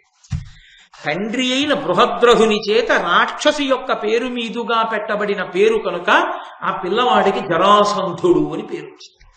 వీడు పెరిగి పెద్దవాడవుతున్నాడు. వాడు పెరిగి పెద్దవాడైతే ఎలా పెరిగి పెద్దవాడయ్యాడన్నారంటే నన్నయ్య గారు, ఈహిత విధానములలో కాహిత దుస్సహన తేజుడై వాడు మహోత్సాహముతో వర్ధిల్లే ఘృతాహతుల ప్రవృద్ధి నందు అగ్నియపోలెన్. అగ్ని ప్రజ్వరిల్లుతుంటుంది, నెయ్యి పోస్తున్న కొద్దీ ఇంకా మంట పైకి లేస్తూ ఉంటుంది. అలా వాడు ఎలా వృద్ధిలోకి వచ్చాడంటే ఈహిత విధానములలో వాడేమనుకున్నాడో అలాగే చేసి. అంటే దాని అర్థం ఏమిటి? పెద్దలు చెప్పినట్లు కాదు, వాడు ఎలా అనుకుంటాడో అలాగే చేస్తాడు. వాడికి ఇది మంచి అనిపించింది అనుకోండి, అదే చేస్తాడు. అంటే వాడికి బలము మూర్ఖత్వము రెండు బయలుదేరాయి ఇప్పుడు. కాబట్టి ఈహిత విధానములో తాను ఎలా అనుకున్నాడో అలాగే చేసుకుంటూ వాడు వృద్ధిలోకి వచ్చాడు. వచ్చి ఆహిత దుస్సహన తేజుడై, అతని తేజస్సు సామాన్యమైన తేజస్సు కాదు. నన్నయ్య గారు ఒక పోలిక వేశారు. నదులు కదిలి కదిలి కదిలి కదిలి సముద్రంలో ఎలా కలిసిపోతాయో పరాక్రమవంతులం అనిపించుకున్న రాజులందరూ జరాసంధుడిలో అలా కలిసిపోయారు, ఓడిపోయిన కారాగారంలోకి పోయారు. అంతటి మహాతేజోమూర్తి, అంతటి పరాక్రమవంతుడు. అటువంటి వాడు మహోత్సాహముతో వర్ధిల్లే. అది ప్రమాదం.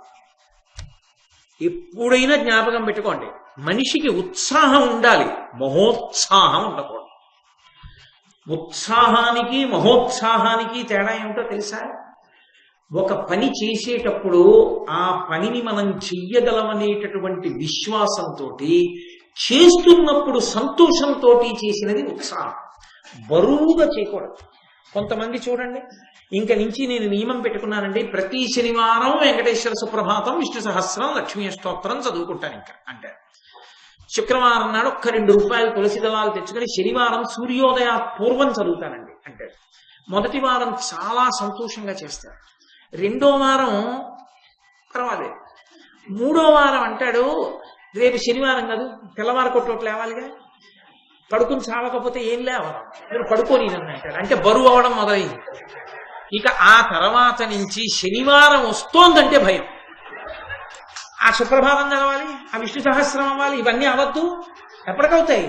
ఎవడడగ, నువ్వు పాడకపోతే ఆయన లేవడా, నువ్వు చదవకపోతే ఆయనకి చదివేవాడు లేడా, నిన్ను ఎవడనమన్నాడు చదువుతానని, ఎవడు ఏడుస్తూ చదవమన్నాడు నిన్ను అంత బరువుగా చేయకూడదు, సంతోషంగా చెయ్యాలి.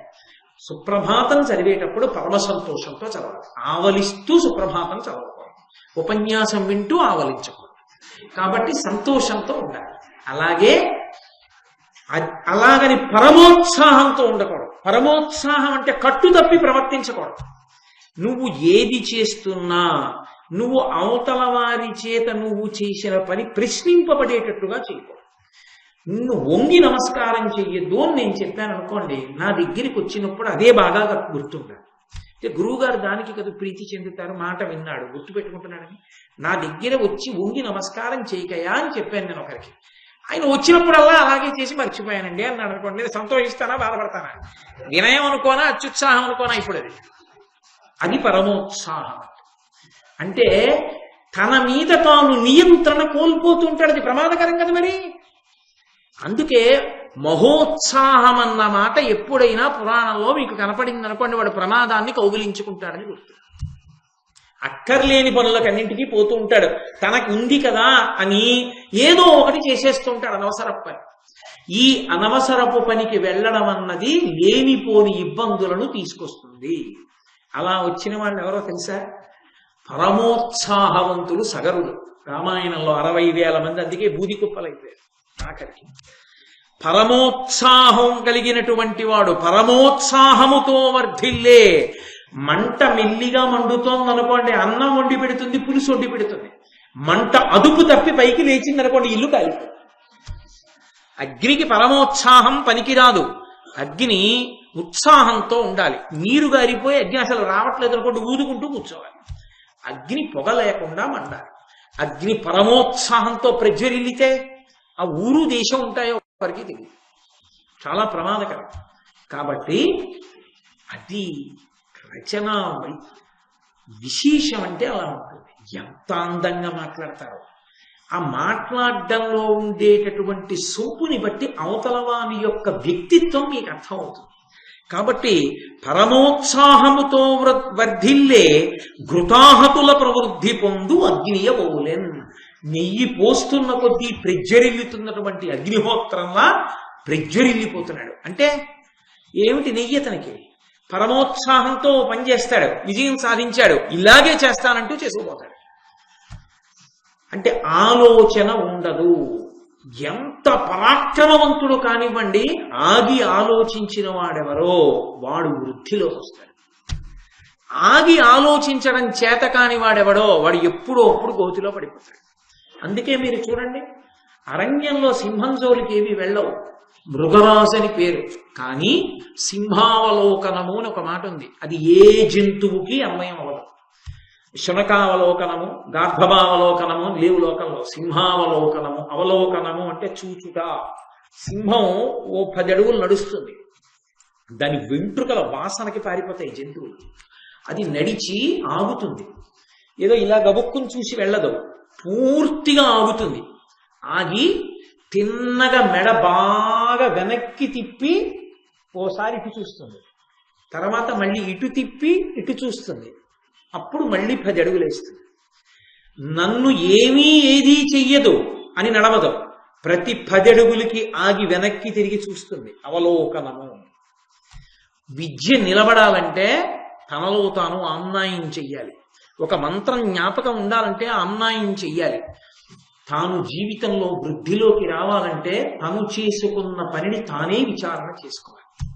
నేను ఇలా చేశాను కదా, ఎవరో కూర్చుని తీర్పు చెప్తే అతిశయం, ఇబ్బంది వస్తుంది, వాడు నన్ను అండమా అనిపిస్తుంది. విన్న మాటల్ని దృష్టిలో పెట్టుకుని, శాస్త్రాన్ని దృష్టిలో పెట్టుకుని నీకు నువ్వే తీర్పు చెప్పుకోవాలి.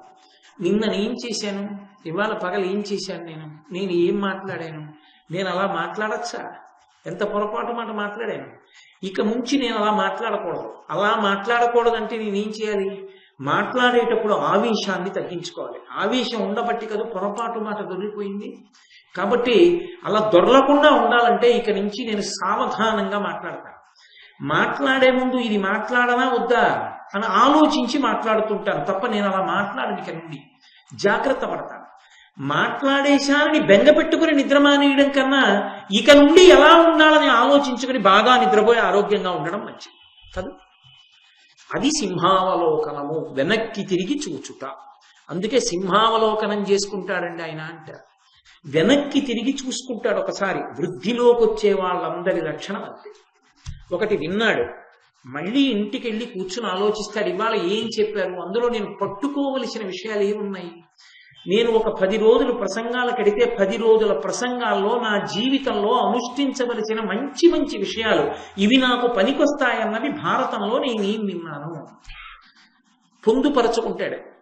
మనసులోకి దూరితే కదూ అనుష్ఠానంలోకి వస్తుంది. పుస్తకంలో ఉన్నది అనుష్ఠానంలోకి ఎలా వస్తుంది? నీ మనసులోకి ప్రవేశించింది. నేనది విన్నాను కాబట్టి ఇప్పుడు నేను అనుష్ఠించాలి. నారదుడు చెప్పాడు, ఎంత మంచి మాట. శృతము దేనికి పనికి రావాలి? వృత్తమునకు పనికి రావాలి, శీలమునకు పనికి రావాలి. కాబట్టి నేను విన్నది నా స్వభావాన్ని మార్చుకోవడానికి వాడుకుంటాను కలించి అన్నాడు. పనికొచ్చింది. ఇప్పుడు భారతం దిద్దింది. అలా పనికి రాలేదు, అలా సింహావలోకనం చేయడు ఉపయుక్తం కాదు. వెళ్ళాను, కూర్చున్నాను, వెళ్ళిపోయాను, అంతవరకు పనికొస్తుందేమో తప్ప ఆయన్ని దిద్దడానికి మాత్రం పనికిరాదు. ఇంట్లో మందు ఉండి ఇంట్లో వ్యాధిగ్రస్తుడుంటే ఎంత ఉపయోగమో విని అనుష్ఠించకపోవడం అంతే ఉపయోగం. ఎప్పుడు ఉపయోగపడుతుంది ఔషధం? తాను పుచ్చుకున్నప్పుడు. తాను పుచ్చుకున్నాడు, ఉపయోగపడింది. కర్ర ఇంట్లో ఉంది, నువ్వు వీధిలో ఉన్నావు, కుక్క కరిచింది, కర్ర వచ్చి రక్షించదుగా. కర్ర నువ్వు పట్టుకున్నావు, కుక్క నిన్ను కర్ర.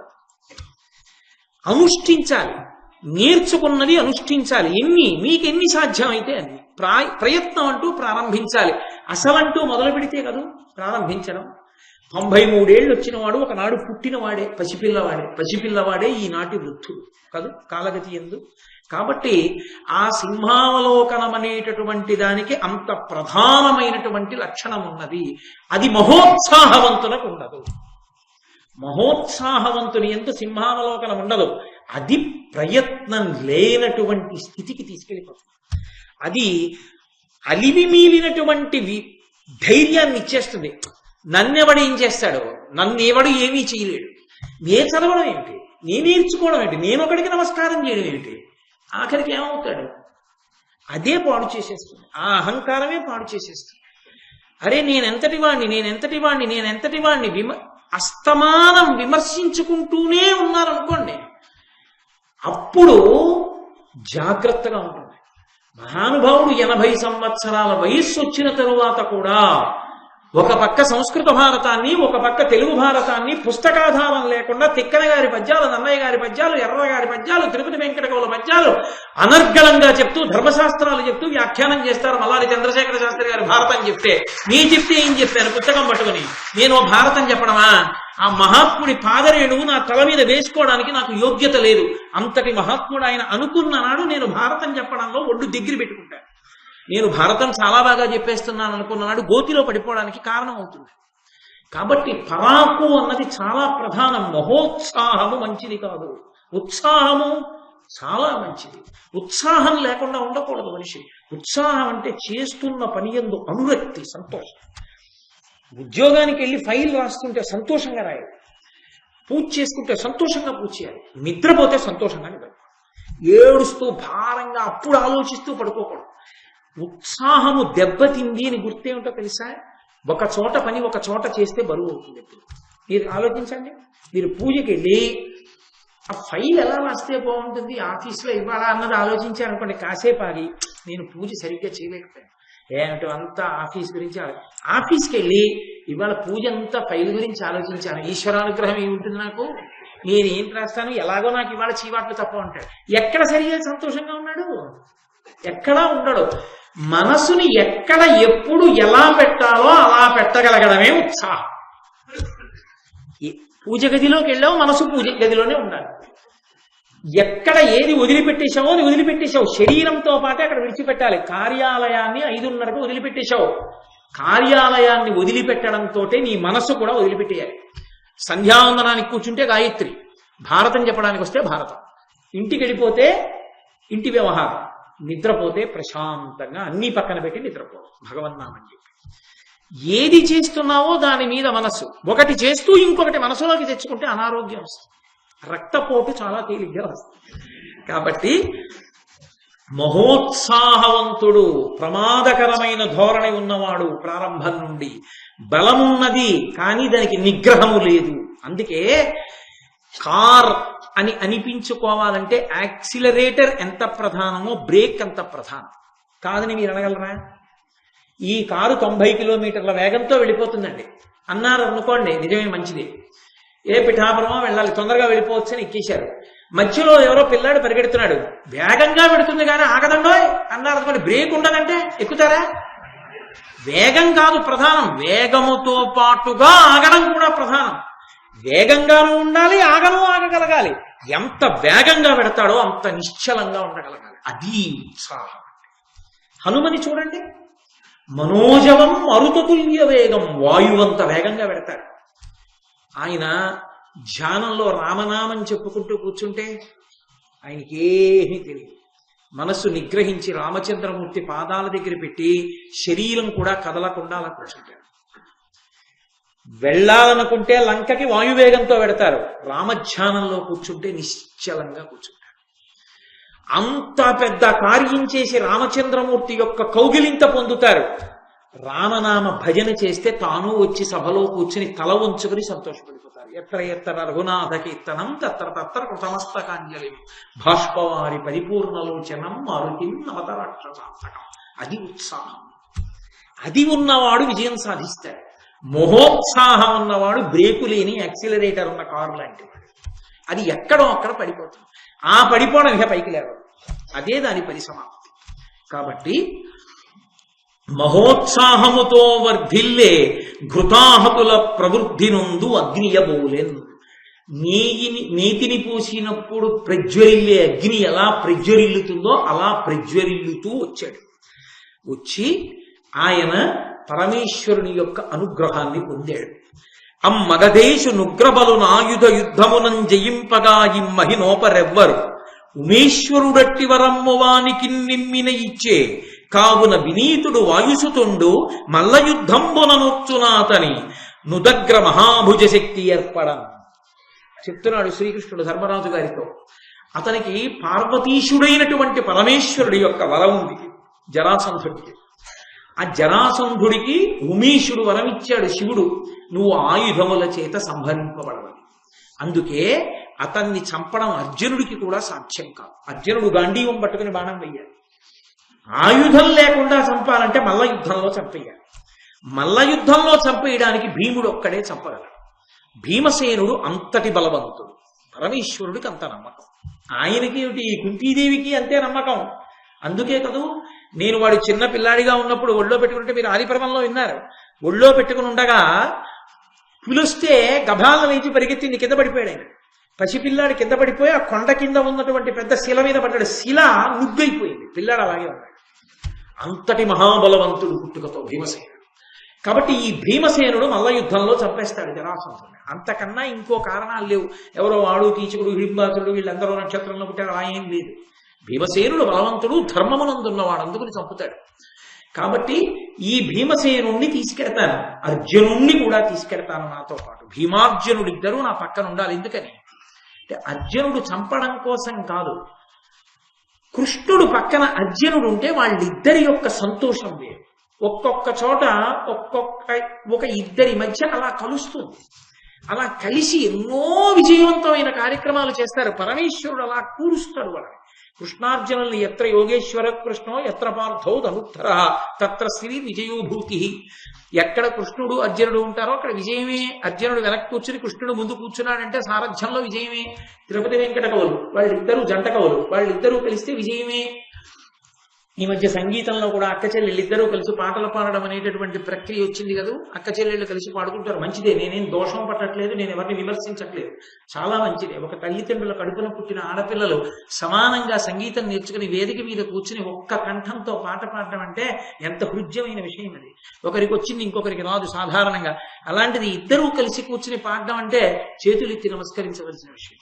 కాబట్టి ఒక్కొక్క చోట ఇద్దరిద్దరు కలిసి అద్భుతంగా రాణిస్తూ ఉంటారు. కృష్ణార్జునులు అలా రాణించినటువంటి వారు నరనారాయణులు వాళ్ళిద్దరు. కాబట్టి భీమార్జునుల్ని తీసుకుని బయలుదేరుతాను అని ఆయన చెప్పి మేం కలిసి వెడతాం అంటే ధర్మరాజు గారు బెంగపెట్టుకున్నాడు. నువ్వు ఉన్న చోట విజయం ఉంటుంది, తప్పకుండా జరాసంధుణ్ణి వధిస్తారు. కానీ భీమసేనుణ్ణి, అర్జునుణ్ణి, నిన్ను ముగ్గురిని చూడకుండా నేను ఉండగలనా? అయినా కార్యం సాధించాలి కనుక, రాజసూయ మహాయాగం జరగాలి కనుక, జరాసంధుడు వధింపబడితే తప్ప ఈ కార్యం జరగదు కనుక తప్పకుండా నా సోదరుల్ని తీసుకుని నువ్వు బయలుదేరవలసింది అన్నాడు. మహానుభావుడైనటువంటి కృష్ణ పరమాత్మ భీమార్జునుల్ని తీసుకుని బయలుదేరారు. అక్కడికి వెళ్ళి అబ్బో చాలా నదులు దాటారు, పర్వతాలు దాటారు, ఆ మగధ దేశాన్ని చేరుకున్నారు. వీళ్ళు వెళ్ళినప్పుడు భీమ, అర్జున, కృష్ణ రూపాలతో వెళ్ళలేదు. ఎందుకు వెళ్ళలేదు? నేను మీతో మళ్ళీ ఇంతకు ముందు కూడా మనవి చేశా. యుద్ధానికి వెడుతున్నారు, జరాసంధుణ్ణి చంపడానికి వెడుతున్నారన్న విషయం పొక్కకూడదు. పైకి పొక్కితే దుర్మార్గులందరూ ఇంకా పెద్ద పక్షం కింద చేరిపోతారు. అందుకని ఒక్కొక్కడిని విడివిడిగా ఉన్నప్పుడు చంపేసి ధర్మాన్ని నిలబెట్టడమే తేలిక. అందుకే ఆయనే పిలిచి పూజించి మీరు ఏదైనా కోరుకోండి అనడానికి ఏది యోగ్యమైనటువంటి రూపం అవుతుందో ఆ రూపాలు పొందారు. స్నాతక వ్రతం చేసుకున్న రూపాలని పొందారు. స్నాతక వ్రతం చేసుకున్నవాడు అంటే పూర్వకాలంలో గురుకులంలో విద్యాభ్యాసం ఉండేది. అంటే గురువు గారు గురుపత్ని ఎక్కడ ఉంటారో అక్కడికే వెళ్ళి విద్యాభ్యాసం. అది కూడా అహంకార పరిత్యాగం చేస్తే కానీ విద్య రాదు. నేను ఇంతటి వాడిని, నేను ఫలానా వాళ్ళ అబ్బాయిని నేను మొదలు పెడితే విద్య రాదు. అందుకని రాజు కొడుకు కానివ్వండి, మంత్రి కొడుకు కానివ్వండి, సేనాధిపతి కొడుకు కానివ్వండి, గురువు గారు ఒరే ఫలానా వీధికి వెళ్ళి మీరు భిక్షాటన చేసి అన్నం పట్టండి అంటే వాళ్ళు వెళ్ళి భిక్షాన్నం తీసుకొచ్చేవారు. ఆ గురుపత్ని ఆ భిక్షాన్నాన్ని వాళ్ళందరికీ కూడా పెట్టేది. పెడితే వాళ్ళందరూ ఆ భిక్షాన్నం తినాలి. అందరూ గురువుగారి పాదాల దగ్గర కూర్చుని విద్యాభ్యాసం చెయ్యాలి. గురువుగారు చెప్పిన పాఠం నేర్చుకోవాలి. శిష్యులందరూ ఒక్కలాగే భూశయనం చెయ్యాలి. అందరూ చక్కగా దర్భలు తీసుకురమ్మంటే దర్భలు తేవాలి. ఒకటిగా కలిసి ఉండి పరమ వినయ విధేయతలతో గురువుని సేవించి విద్యని పొందడం పూర్తయిపోయిన తరువాత, ఒరే నాయనా, నీకు నేను చెప్పగలిగినంత విద్య చెప్పేశాన్రా, నీ విద్యాభ్యాసం పూర్తయిపోయిందంటారు గురువుగారు. గురువుగారు నీ విద్యాభ్యాసం పూర్తయిపోయిందని చెప్తే దాన్ని స్నాతక వ్రతుడు అంటారు. ఇప్పుడు గురువు గారికి సంభావన ఇవ్వాలి. గురువు గారి దగ్గర చదువు నేర్చుకుని గురువు గారికి తిరిగి ఏమీ బహుమానం ఇవ్వకుండా వెళ్ళిపోకూడదు. అందుకని గురువుకి తగిన బహుమానం ఇవ్వాలి. కాబట్టి ఆ బహుమానం ఇచ్చి వెళ్ళాలి. ఈ పిల్లలు బహుమానం ఇవ్వడానికి వీళ్ళకి ద్రవ్యం ఎక్కడది అని అడిగారు. ఒక పిల్లవాడు గురుకులంలో విద్యాభ్యాసం చేసి స్నాతకుడైతే, అంటే ఆ విద్యాభ్యాసం పూర్తయిపోతే, ఆ పిల్లవాడు గురువుకి ఇవ్వవలసినటువంటి ద్రవ్యాన్ని ఇవ్వవలసినటువంటి కర్తవ్యం ఆ రాజ్యాన్ని పరిపాలించే మహారాజు మీద ఉంటుంది. అందుకని స్నాతక వ్రతం చేసుకున్న వాళ్ళు ఎవరి దగ్గరికి వెళ్ళేవారు? రాజు దగ్గరికి వెళ్ళేవారు. రాజు దగ్గరికి వెళ్ళి, అయ్యా మేము ఫలానా చదువుకున్నాం, చాలా సంతోషం, ఏది చెప్పు, 4 పన్నాలు చెప్పేవాడు. మహారాజు చాలా సంతోషించి, మీ గురువు గారికి ఏమి ఇద్దాం అనుకుంటున్నావు? మా గురువు గారికి ఇదిగో ఇది ఇద్దాం అనుకుంటున్నాను, ఇదిగో పట్టుకెళ్ళి తన కోశాగారం నుంచి ఇచ్చేవాడు. శిష్యుడికి పట్టుకెళ్ళి గురువు గారికి ఇచ్చి ఆ బహుమానం బయటికి వచ్చి తీర్థయాత్ర చేసి స్నానం చేసి తిరిగి వచ్చి, సరే స్నాతక వ్రతం మీరు చూస్తున్నారుగా, పెళ్లి కొడుకుని తీసుకురావడం, గంట కింద బెల్లం ముక్క కొట్టడం, గృహస్థాశ్రమం స్వీకరించమనడం, అవన్నీ జరుగుతాయి.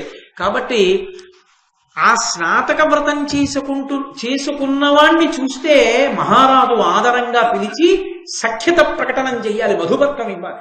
మధుపర్కం అంటే పెరుగులో తేనె కలుపుతారు, జరి అంచు తెల్లబట్ట కాదు మధుపర్కం అంటే. మధుపర్కం అంటే పెరుగులో తేనె కలిపి రంగరించి ఇస్తారు. ఇస్తే మనం ఆప్యాయత కలిగిన వాళ్ళం అని చెప్పి గౌరవ సూచన చేసినట్టు. పెళ్లి కొడుక్కి అత్తగారు మధుపర్కం ఇస్తుంది. మధుపర్కం ఇచ్చింది అంటే, నాయన నువ్వు నాకు పుత్రపంచకంలో ఒకడివి, అల్లుడివి కావు, నా కొడుకుతో సమానవి నుంచి సుమా అని చెప్పినట్టు. కాబట్టి ఆ మధుపర్కం ఇస్తారు. ఆ మధుపర్కాన్ని మహారాజు ఇస్తారు. ఇస్తే ఆ మధుపర్కాన్ని స్వీకరించిన తర్వాత ఏం కావాలని అడుగుతాడు.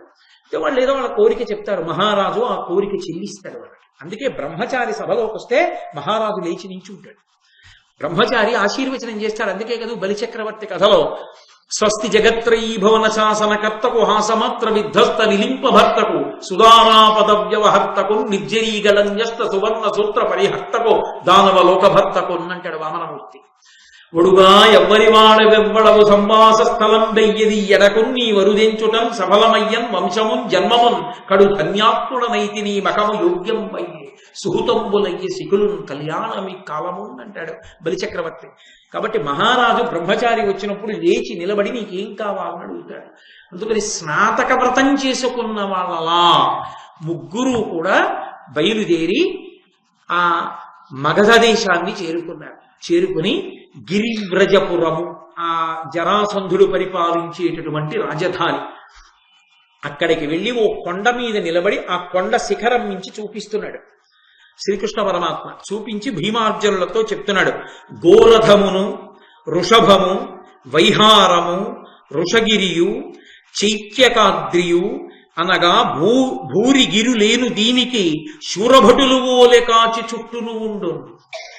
ఓ భీమార్జనులారా, ఇదిగో ఈ జరాసంధుడు పరిపాలించేటటువంటి రాజధాని నగరాన్ని గిరివ్రజము అని ఎందుకు పిలుస్తారంటే, మహాయోధులైనటువంటి భటులు చుట్టూ నిలబడి మధ్యలో మహారాజుని ఎలా కాపాడతారో అలా ఈ గిరివ్రజం అనేటటువంటి నగరం చుట్టూ 5 శిఖరములు ఉంటాయి, పర్వత శిఖరములు. ఈ 5 పర్వత శిఖరముల మధ్యలో రాజధాని ఉంటుంది. ఎవరూ లోపలికి ప్రవేశించలేరు. అవి సహజంగా సైనికుల్లా రక్షణ పడతాయి. ఆ 5 గోరథము వృషభము వైహారము వృషగిరి చైత్యకాద్రి అనబడేటటువంటి 5 కొండలు. ఈ 5 కొండల్ని దాటి ఏదో ఒక కొండ దాటి లోపలికి వెళ్ళాలి. వెడితే గిరివ్రజంలోకి వెడతాం. గిరివ్రజంలోకి వెళ్ళగానే జరాసంధుని యొక్క రాజధాని ప్రవేశం చెయ్యగానే మనం ఆయనకి హితులమో అహితులమో తెలిసిపోతుంది. అసలు మనం వెడదామనుకుని కొండ ఎక్కగానే తెలిసిపోతుంది. ఎందుకు తెలిసిపోతుందో తెలుసా భీమార్జనులారా? ఇక్కడ ఒక పెద్ద విశేషం ఒకటి ఉంది. గౌతమ మహర్షి ఈ వంశం వాళ్ళని అనుగ్రహించాడు. గౌతమ మహర్షి యొక్క అనుగ్రహము వలన తనకి కావలసిన వాళ్ళ శత్రువులా అన్నది జరాసంధుడు తెలుసుకోవడానికి ఇక్కడ ఒక ఏర్పాటు ఉంది. ప్రాచీనమైనటువంటి మగధరాదులు మానుషాదము అనబడేటటువంటి ఒక ఎద్దుని చంపారు. చంపి ఆ ఎద్దు చర్మాన్ని ఒలిచారు. ఒలిచి దానితో 3 ఢక్కలు నిర్మాణం చేశారు. చేసి ఆ 3 ఢక్కలు పెట్టారు. ఢక్కలంటే పెద్ద పెద్ద డప్పులు ఉంటాయే, మన కపిల తీర్థంలో అసుర సంధ్య వేళలో ప్రదోష వేళ హారతులు ఇచ్చేటప్పుడు మోగిస్తారు, ఇంతంత చేతులు పెట్టి కుడతారు దాన్ని. అటువంటి ఢక్కలు 3 ఢక్కలు పెట్టారు. జరాసంధుడికి మిత్రులైన వాళ్ళు వస్తే ఊరుకుంటాయి. జరాసంధుడి శత్రువు ఎవరైనా మాయోపాయంతో కపట రూపంతో లోపలికి వెళ్ళినా ఢక్కలు మోగుతాయి. ఎవరూ కొట్టక్కర్లేదు, అవే మోగుతాయి. అవి మోగగానే జరాసంధుడు కనిపెడతాడు ఎవరో శత్రువు వస్తున్నాడని. కాబట్టి ఈ ఢక్కలు మోగకుండా ఉండాలంటే దాటితే కదా మోగుతాయి. ఈ ఢక్క దాటకుండానే ఈ ఢక్కల్ని బద్దలగొట్టేయాలి. వాటిని మన చేతులతో మన ముగ్గురు 3 ఢక్కల్ని బద్దలగొట్టాలి. అందుకు వచ్చారు ముగ్గురు. ఇద్దరే వస్తే 3 ఢక్కల్ని ఒక్కసారి బదలగొట్టలేరు. ఇద్దరూ కలిసి ఇద్దరు కొట్టారనుకోండి, 3వది మోగేస్తుంది, తెలిసిపోతుంది. అందుకని ముగ్గురు వచ్చి 3 ఢక్కల్ని ఏకకాలంలో బదలగొట్టాలి. బదలగొడితే చర్మం చిరిగిపోతుంది, పైన ఉన్న ఆ తోలు చిరిగిపోతే ఇక ఢక్క మోగదు. అది చిరిగిపోయేటట్టుగా కొట్టాలంటే అంత కఠినమైనటువంటి వజ్రముల వంటి బాహువులున్న వాళ్ళై ఉండాలి. అందుకు తీసుకొచ్చాడు భీమార్జున. అది కృష్ణ భగవానుడి ప్రజ్ఞ అంటే. భగవంతుణ్ణి నమ్ముకున్న వాళ్ళకి భగవంతుడు అలా రక్షిస్తూ ఉంటాడు ఎప్పుడు. కాబట్టి దారుణ వజ్రచారు భుజదండములం బలవద్విచార గంభీరులు ధీరులాక్షణమభేరులు మూటిని వ్రచ్చి చైత్యక స్ఫార నితంబ దేశమును భగ్నము చేసి గిరివ్రజంబున ద్వారమునందు చొచ్చి రతిదర్పితులా యదు గౌరవోత్తములు. వాళ్ళు ముగ్గురు వెళ్ళి ఆ ఢక్క వెనకాతల నుంచి 2 చేతులు పైకెత్తి దారుణమైన వజ్రంతో సమానమైన చేతులతో ఆ ఢక్కల్ని ఒకేసారి కొట్టారు. కొట్ట 3 ఢక్కల మీద ఉన్న చర్మం చిరిగిపోయి ఇంకా ఆ ఢక్కలు పనిచేయడం మానేశాయి. మనం రాజుని చంపడానికి వెడుతున్నాం జరాసంధుణ్ణి, కాబట్టి మనం రాజద్వారంలోంచి లోపలికి వెళ్ళకూడదు, పెరటి ద్వారంలోంచి వెళ్ళాలి. పెరటి ద్వారంలోంచి వెళ్ళాలి అంటే ఈ చైత్యమనబడేటటువంటి కొండని బద్దలగొట్టి వెళ్ళాలి. కాబట్టి ఈ కొండ మధ్య భాగాన్ని బద్దలు కొట్టి దాంట్లోంచి రంధ్రం చేసి అందులోంచి ఎడదాం, రండి బద్దలు కొడదాం అన్నాడు. కృష్ణుడు, భీముడు, అర్జునుడు వజ్రముల వంటి తమ చేతులతో ఆ కొండ బద్దల కొట్టి దారి చేసుకుని వెళ్ళారు లోపల. ఆ గిరివ్రజం అనేటటువంటి నగరాన్ని చేరారు. అంటే లోపల ఉద్దేశ్యం ఎలా ఉందో దానికి తగినట్టే అనుష్ఠానం ధర్మం. కాబట్టి పెరటి ద్వారంలోంచి లోపలికి వెళ్ళారు. సుందరకాండలో స్వామి హనుమ అద్వారేణ మహాబాహు ప్రాకారమభిపుక్లువే ప్రవిశ్య నగరీం లంకాం కపిరాజ హితంకర. ఆ రాజద్వారంలోంచి వెళ్ళడం మానేసి ఆ ఒక్కసారి ద్వారాన్ని పట్టుకుని ఆ గోడ నుంచి దూకి లోపలికి ఎడుతూ చక్రేధపాదం చవ్యంచా శత్రువునాం సతమూర్ధని ఎడంకాలు పెట్టి దిగుతారు. ఆ శత్రువు యొక్క తల మీద పాదం పెట్టి దిగినట్టే. నవవ్యాకరణ పండితుడు మహానుభావుడు కనుక అలా దిగారైన. అలా వీళ్ళు కూడా పృష్ఠభాగంలోంచి వెళ్ళారు. ఇంటికొచ్చిన వాడు మిత్రుడు అనుకోండి, ఇంటి యజమాని యొక్క శ్రేయస్సు కోరేవాడైతే రాజద్వారంలోంచి రావాలి. అందుకే రాజద్వారే రాజగృహే అంటారు. ఆ ఇంటి యజమానిని చంపాలన్న ఆలోచనతో ఉన్నవాడు అనుకోండి, శత్రువు అనుకోండి, పెరటి ద్వారంలోంచి వెళ్ళాలి. అందుకే వీధి తలుపు వేసేసి పెరట్లోంచి రండి అనకూడదు. అంటే వాడు ఇంటి యజమాని చంపడానికి వచ్చిన వాడు శత్రువు అని గుర్తు. వీధి తలుపు తీసి వీధి తలుపులోంచే రండి అనాలి. వీధి తలుపు వేసేసి పెరట్లోంచి రండి అంటూ ఉండకూడదు ఎవరిని, వీధిలోంచే రమ్మనాలి. కాబట్టి వీధిలోంచి వెళ్లకుండా పెరటిలోంచి లోపలికి వెళ్ళారు. వెళ్ళి అక్కడ పుష్పాల్ని చందనాన్ని అమ్మేటటువంటి గృహాలు ఉన్నాయి. ఆ పుష్పాల్ని తీసుకుని దానికి ఒక లక్షణం ఉంది శాస్త్రంలో. నాకుండలి నాముకుటి నాస్రగ్వి నల్పభోగవాన్ నా హస్తాభరణో నాపి విద్యతే నాప్యనాత్మవాన్ అని. పురుషుడు ఎలా ఉండాలి అంటే నిజానికి పూలదండ ఎప్పుడూ మెడలో వేసుకుని ఉండాలి. ఉపన్యాసం చెప్పేటప్పుడే కాదు, ఎప్పుడూ మెడలో పూలదండ ఉండాలి, ఎప్పుడూ పూలదండ ఉండాలి. చందనాన్ని అలదుకుని ఉండాలి. కాబట్టి ఆ మెడలో పూలదండలు వేసుకుని చందనాలంకారం చేసుకుని ఉండాలి. అది శ్రీమంతమైనటువంటి లక్షణం, చక్కటి లక్షణం. కాబట్టి వాళ్ళు ఆ పుష్పహారాలు తీసుకోవాలి, చందనం తీసుకోవాలి. వాళ్ళ ఇళ్లకి వెళ్ళారు. వెళ్ళి వాళ్ళకి ఏదో ద్రవ్యం ఇచ్చి తీసుకోవడం కాదు, లేదా అయ్యా ఒక్క పూలదండ ఇప్పించండి, మీకు ఇవ్వడానికి ద్రవ్యం లేదని అడిగి తీసుకోవడం కాదు, అలా బ్రాహ్మణుడు పుచ్చుకోవాలి. డబ్బులు లేకపోతే లేవని భిక్షాటన చేసి పుచ్చుకోవాలి. వీళ్ళు అలా పుచ్చుకోలేదు. ఘోరాకారులు మాలాకార గృహంబులకు గంధిక గృహంబులకు తారరిగి ముగ్గురు బలాత్కారంబునగొనిరి పుష్పగంధములప్ప. ఆ గంధం ఇచ్చేటటువంటి వాళ్ళింటికి, పుష్పమాలలు ఇచ్చే వాళ్ళింటికి వెళ్ళి మేము డబ్బు ఇవ్వం, మా దగ్గర లేదు కాబట్టి ఇమ్మని అడగం, ఇవ్వకపోతే చావగొడతామని లాక్కుని గంధం రాసుకొని మెళ్ళో పుష్పహారాలు వేసుకుని మంచి టీవీగా బయలుదేరి అంతఃపురంలోని గోశాల దగ్గరికి వెళ్ళారు. అంతఃపురం అంటే ఏదో మన ఇంట్లో బొమ్మను దాటగానే హాలు అలా ఏముండదు. అబ్బో రాచనగరు అది ఎంత అద్భుతంగా ఉంటుందో. ఇప్పటికీ మీరు పెద్ద పెద్ద కోటలు, ఆ ఆగ్రా కోట, కృష్ణదేవరాయల వారి హంపి విజయనగరం కోట చూస్తే కళ్ళమ్మట నీళ్లే వస్తాయి అనుకోండి. అసలు ఆ కోటలు, గజశాలలు, ఆ వీధులు, ఆ దేవాలయాలు, ఆ రత్నాలు అమ్మినటువంటి అంగళ్ళు, ఆ దేవాలయంలో ఆ కృష్ణదేవరాయల వారి చిన్న భార్య చిన్నాదేవి నాట్యం చేస్తుంటే ఆవిడ లోపల నాట్యం చేస్తున్నప్పుడు ఒక్క కృష్ణదేవరాయల వారు మాత్రమే చూస్తూ పరదా పట్టుకుంటే స్తంభాల చుట్టూ, స్తంభాల బయటికి వాద్యకారులు కూర్చుని స్తంభాల మీదే ఆ 7 స్తంభాల మీద సరిగమ పదనిసలు పలికిస్తూ వాద్యాలు మ్రోగిస్తుంటే రాయల వారు దేవాలయంలో పరమేశ్వరుడి ముందు తన చిన్న భార్య చేస్తున్న నృత్యాన్ని చూస్తుండేవాడు. ఇప్పటికీ ముత్యాలు, వజ్రాలు, వైఢూర్యాలు, రాసులు పోసి అమ్మినటువంటి అంగళ్ళు, పెద్ద పెద్ద అంగళ్ళ కొలను కనపడుతుంది.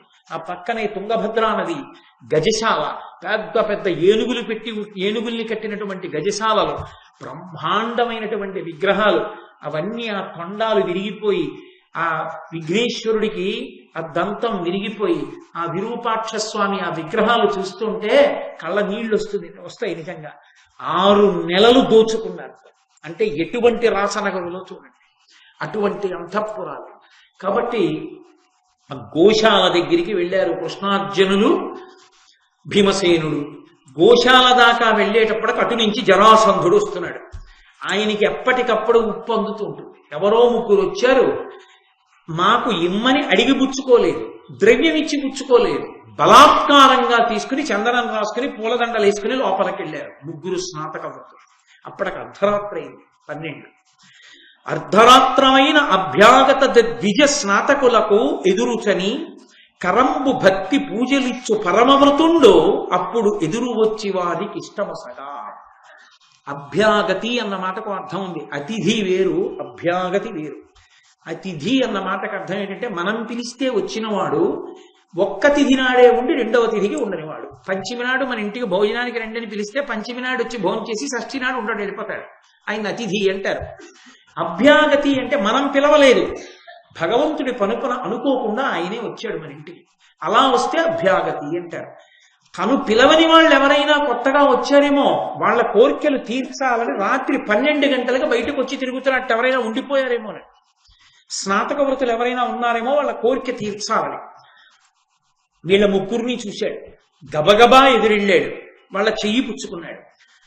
మీకు ప్రీతితో మీకు కావలసినటువంటి కోరిక తీరుస్తాను, కాబట్టి మీకేం కావాలో చెప్పండి అన్నాడు. అని సురమునివరులకు వసుధామరులకు భక్తుండ ఉత్తమ క్షత్ర కులా చరితుండననిన ధరణీధరుడం మగధేశ్వరునకు తానిట్లనియన్.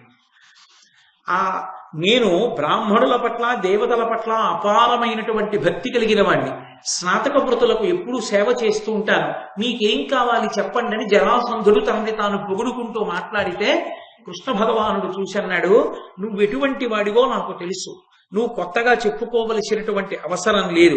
కడగి అత్యుత్తమ క్షత్రియ చరితంబునందు వర్ధిల్లుదునంటివి, జనులకెవ్వరికెన్నండు ఎగ్గొనరింపనేనంటివి, సక్షత్రియులవని నొరులు ఇయ్యట్లు క్రూరులై నృపతుల చెరపట్టి పశువరించుచు పశుపతి ఉమేషు వరదు పూజించిన వారును కలరే. మున్నింతకు అగ్గలం బెద్ది ఎగ్గు కారణంబులేక దారుడై సాధుహింస చేయు కుజనుడెల్లవారి కప్రియుండు కాక అప్రియ లక్షణం బెండు కలజత కలప ఉత్తములకు. నేను చాలా మంచివాణ్ణి, దేవతలను ఆరాధన చేస్తాను, బ్రాహ్మణులను ఆరాధన చేస్తాను, స్నాతక వృత్తుల కోరికలు తీరుస్తానంటున్నావు కదా. సుక్షత్రియ వంశంలో పుట్టినటువంటి వాళ్ళని ఓడించడమే కాకుండా వాళ్ళని తీసుకొచ్చి కారాగారంలో పెట్టి పరమ సులభుడు ప్రసన్నవదనుడు పరమేశ్వరుడు శంకరుడు సాంబసదాశివుడు ఉమేశ్వరుడు వరదుడైనటువంటి పరమశివుడికి భైరవుడిని పేరు పెట్టి తీసుకెళ్లి ప్రతిరోజు నరబలి చేస్తావా క్షత్రియుల్ని? ఇంత హీనమైన పని చేసి సిగ్గుపడవలసినటువంటి నువ్వు నేను ఉత్తముణ్ణని చెప్పుకుంటున్నావా? నువ్వు మాకు పూజ చేస్తావా? నీ పూజలు మేము ఎందుకోమా? నీతో మాకు వైరం ఉంది కానీ నీతో మాకు స్నేహం లేదు. ఎందుకు స్నేహం లేదంటావా? ఎందుకు వైరం ఉందంటావా? ధర్మానికి వ్యతిరేకంగా ప్రవర్తించేటటువంటి వాడి పట్ల ధర్మంలో ఉండాలనుకున్న వాడికి వైరంగా ఇంకేముంటుంది? సహజంగా వైరం ఉంటుంది. దానికి కారణం ఇంకేముంటుంది? అందుకని నీ పట్ల మాకు వైరం ఉంది అంటే ఆయన అన్నాడు, ఎంతో మర్యాదగా వస్తున్నటువంటి మీరు స్నాతక వ్రతులైతే బలాత్కారంగా గంధాన్ని ఆ పుష్పహారాల్ని ఎందుకు తీసుకున్నారని అడిగాడు. అంటే మేము బ్రాహ్మణ స్నాతకులం కావు, మేము క్షత్రియ స్నాతకులం కాబట్టి మా క్షాత్రధర్మం మాది, మేము బలాత్కారంగా తీసుకుంటాం భుజబలం చూపించి. అయినా ఇక్కడ వరకు వచ్చింది కాబట్టి చెప్తున్నాను. నేను శ్రీకృష్ణుడిని, ఇతను అర్జునుడు, ఆ పక్కన ఉన్నవాడు భీమసేనుడు. మీ ముగ్గురం నిన్ను చంపడానికే వచ్చాం. ఖచ్చితంగా భీమసేనుడు నిన్ను చంపేస్తాడు. కాదంటావా? నీ చెరసాలలో నువ్వు ఉంచినటువంటి నిర్బంధించినటువంటి కొన్ని వేల మంది రాజులందరినీ కూడా విడిపించి శరణాగతి చేస్తే నిన్ను విడిచిపెట్టేస్తావు అంటే ఆయన అన్నాడు, నేను ఏ తప్పు చేశానని విడిచిపెట్టాలి? అది మహోత్సాహం అంటే. ఒకడు చెప్తే వినే లక్షణం లేకపోవడం, చేసిన పొరపాటు ఎప్పటికీ గుర్తించలేకపోవడం. కాబట్టి నేనే తప్పు చేశాను? నేను ఏ తప్పు చేయలేదు. నా క్షాత్రధర్మంతో ఓడించాను, తీసుకొచ్చాను. నేను భైరవ పూజ చేస్తాను, అందుకని భైరవ పూజలో బలిస్తాను. మీరు చెప్పారని ఎందుకు విడిచిపెడతాను? ఇలాగే బలిస్తాను రాజులందరినీ. సరే చూసి నిన్ను చంపడానికి వచ్చాం కాబట్టి మేము ఖచ్చితంగా నిన్ను చంపే పెడతామన్నాడు కృష్ణ పరమాత్మ. అంటే జరాసంధుడు అన్నాడు, సరి మంచిది, మీరు నాతో యుద్ధానికే కదా వచ్చారంటున్నారు. సమకట్టి సైన్యంబుతో నుండే తొడరి మీ మువ్వుర తోడ నుండే ఇద్దరతో నుండే నెక్కటి యొక్కనితో నుండే పొడిచెద దుర్బలమున నే ఆయుధంబున నిమ్మెయిపోరంగా నిష్టమయ్యది ఉత్సహింపొడిన ఒక్కనితో బల్గు రుద్ధతులైపూని యుద్ధంబు చేయుట ఉచితమగునే అధిక బాహు బలులమైన మా మువ్వరయందు ఒక్కరిని మహాబలాఢ్యుని కోరికొనము వాడు ఘోరాజిలో నిన్ను మొనసి మల్ల యుద్ధమున జయించి. ఆయన అన్నాడు, మీరు ముగ్గురు వచ్చారు నాతో యుద్ధం చేస్తానని. మీలో ఒకడు చేస్తారా, ఇద్దరు చేస్తారా, ముగ్గురు చేస్తారా? మీ సైన్యం ఏమైనా ఉంటే మీ సైన్యం నా సైన్యంతో చేస్తుందా? ఎలా చేద్దాం యుద్ధం చెప్పండి, మీ ఇష్టమే అంటే. అది అత్యుత్సాహం అన్న మాట యొక్క లక్షణం అలా ఉంటుంది. చూడండి, మీ ఇష్టమే చెప్పండి, ఎలా కావాలంటే అలా చేసి చంపేస్తానన్నాడు. అంత తేలిగ్గా, అంత అతిశయానికి చేరిపోయాడు. అలాంటి స్థితికి చేరిపోయిన వాడు తేలికగా పడిపోయేది గోతిలో దేనికో తెలుసా? మాటకే. కృష్ణుడు చాలా చమత్కారి, మహానుభావుడు, ఆయనకి తెలియంది ఏం లేదు. ఆయన అన్నాడు, మేము ముగ్గురం, నువ్వు ఒక్కడి. నువ్వు ఒకడితో చేస్తావా, ఇద్దరితో చేస్తారా, ముగ్గురు వస్తారా అని నువ్వు అడగచ్చు. కానీ మాకు నీతి ఉంది. నిన్ను ఒక్కడిని చేసి ముగ్గురం చంపడం ఏం బాగుంటుంది? ఒక్కళ్ళమే వస్తాం యుద్ధానికి.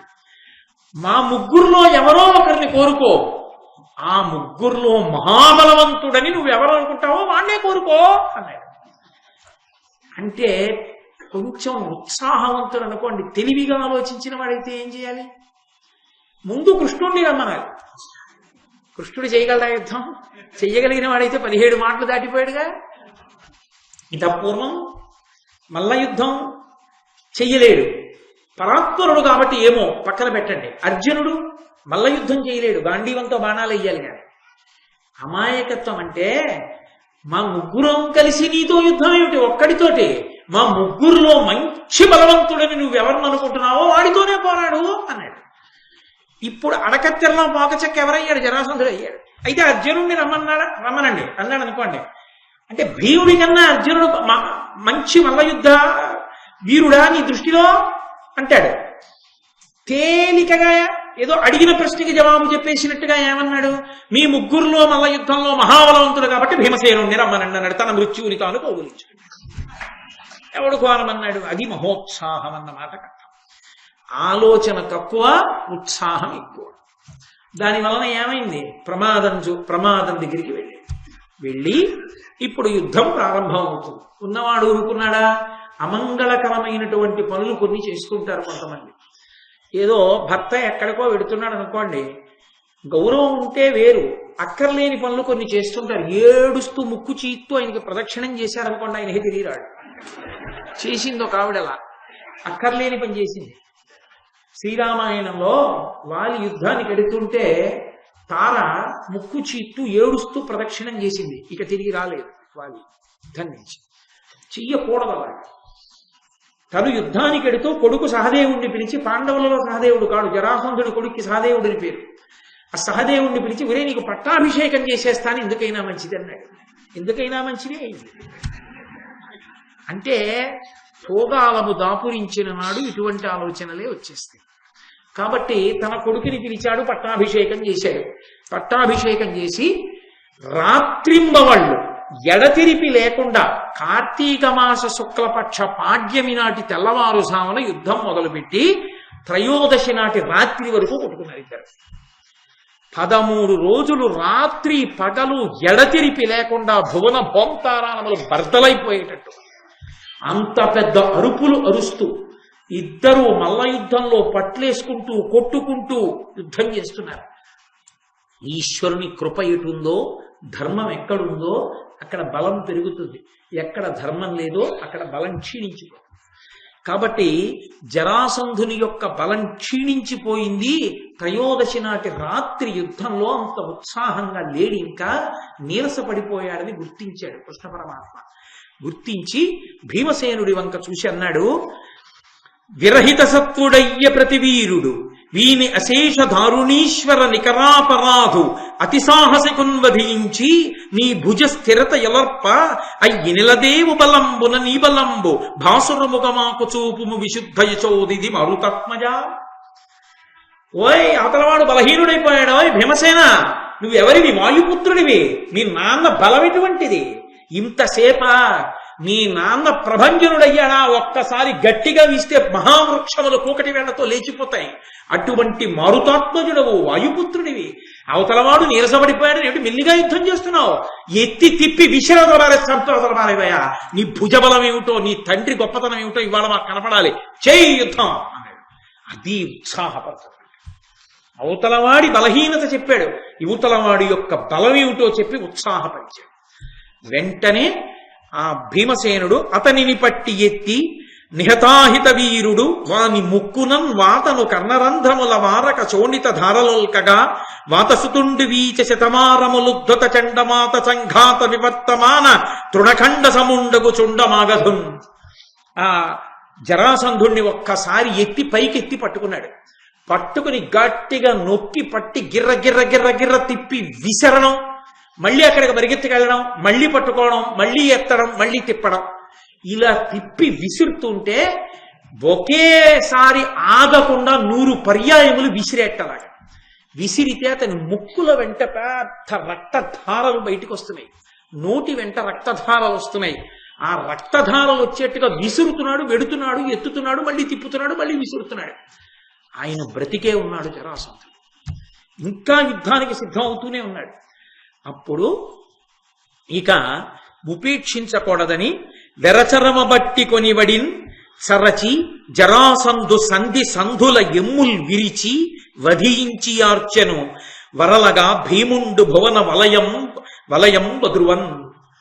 భూమండలమంతా దద్దరిల్లిపోయేటట్టుగా ఆ నేల మీద పడిపోయినటువంటి జరాసంధుణ్ణి మెడపట్టి పైకెత్తి తన పిడిగుద్దులతో కీళ్లు ఎక్కడెక్కడ కలుసుకుంటాయో ఆ సంధిబంధముల మీద గుద్దుతుంటే అక్కడ ఉన్నటువంటి ఎముకలన్నీ విరిగిపోయి నుగ్గైపోయాయి.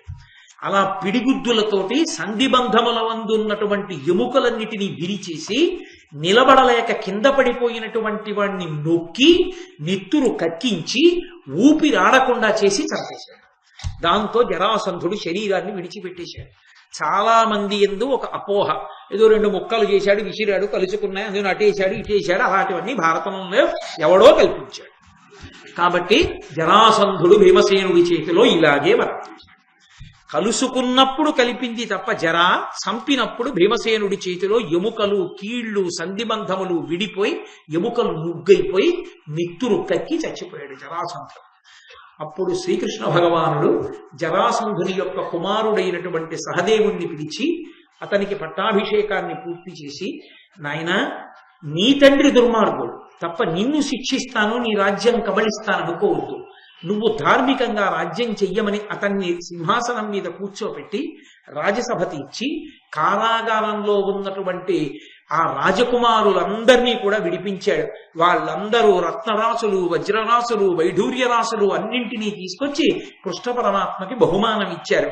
గరుడధ్వజుండపుడు కరుణాసమేతుడై మాగధులకెల్లన భయమిచ్చి మొగి జరాసంధుచే నిగృహీతులయ్యున్న పృథివీపతుల విడిపించి చెరలు మోక్షితులైన సర్వ క్షత్రియుల చేత సంశుద్ధ రత్న పుంజముల చేసి పూజితుండై తన తేజంబు వెలుగంగా సహదేవు అజ్జరాసంధతనయు ఓడకుండుమని తదున్నత రాజ్యంబునందు నిలిపి హృదయహారి వివిధ రత్నరాజి సుందరంబైన మగధేశు రథము తేరమనిచ రమణతోడా. ఆ సహదేవుణ్ణి సింహాసనం మీద కూర్చోపెట్టి రాజ్య పరిపాలన అప్పచెప్పి ఆ క్షత్రియుల్ని అందరినీ కూడా కారాగారంలోంచి విడిపించి వారి నుండి రత్న సమూహాల్ని కానుకలుగా స్వీకరించినటువంటి ఆ గరుత్మంతుణ్ణి అధిరోహించి తిరిగేటటువంటి శ్రీ మహావిష్ణువు యొక్క పరిపూర్ణావతారమైనటువంటి కృష్ణ పరమాత్మ ఒక్కసారి అక్కడ ఉండే భటులందరినీ ఆజ్ఞాపించట, ఆ జరాసంధుడు ఎక్కి తిరిగేటటువంటి దివ్యమైన రథాన్ని ఇక్కడికి తీసుకురండి. ఆ చిరుగంటలు చప్పుడవుతుండగా దివ్యమైన రథాన్ని తీసుకొచ్చి అక్కడ పెట్టారు. అర్జునుణ్ణి భీముణ్ణి పిలిచి చెప్పాడు, భీమార్జునులారా, ఈ జరాసంధుడు ఎక్కినటువంటి రథం ఏమిటో తెలుసా?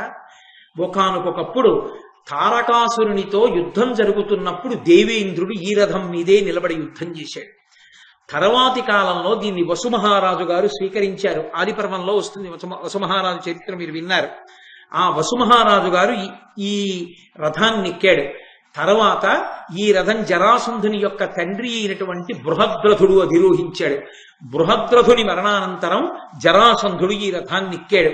ఇది పరమ దివ్యమైనటువంటి రథం, దేవేంద్రుడిక్కిన రథం.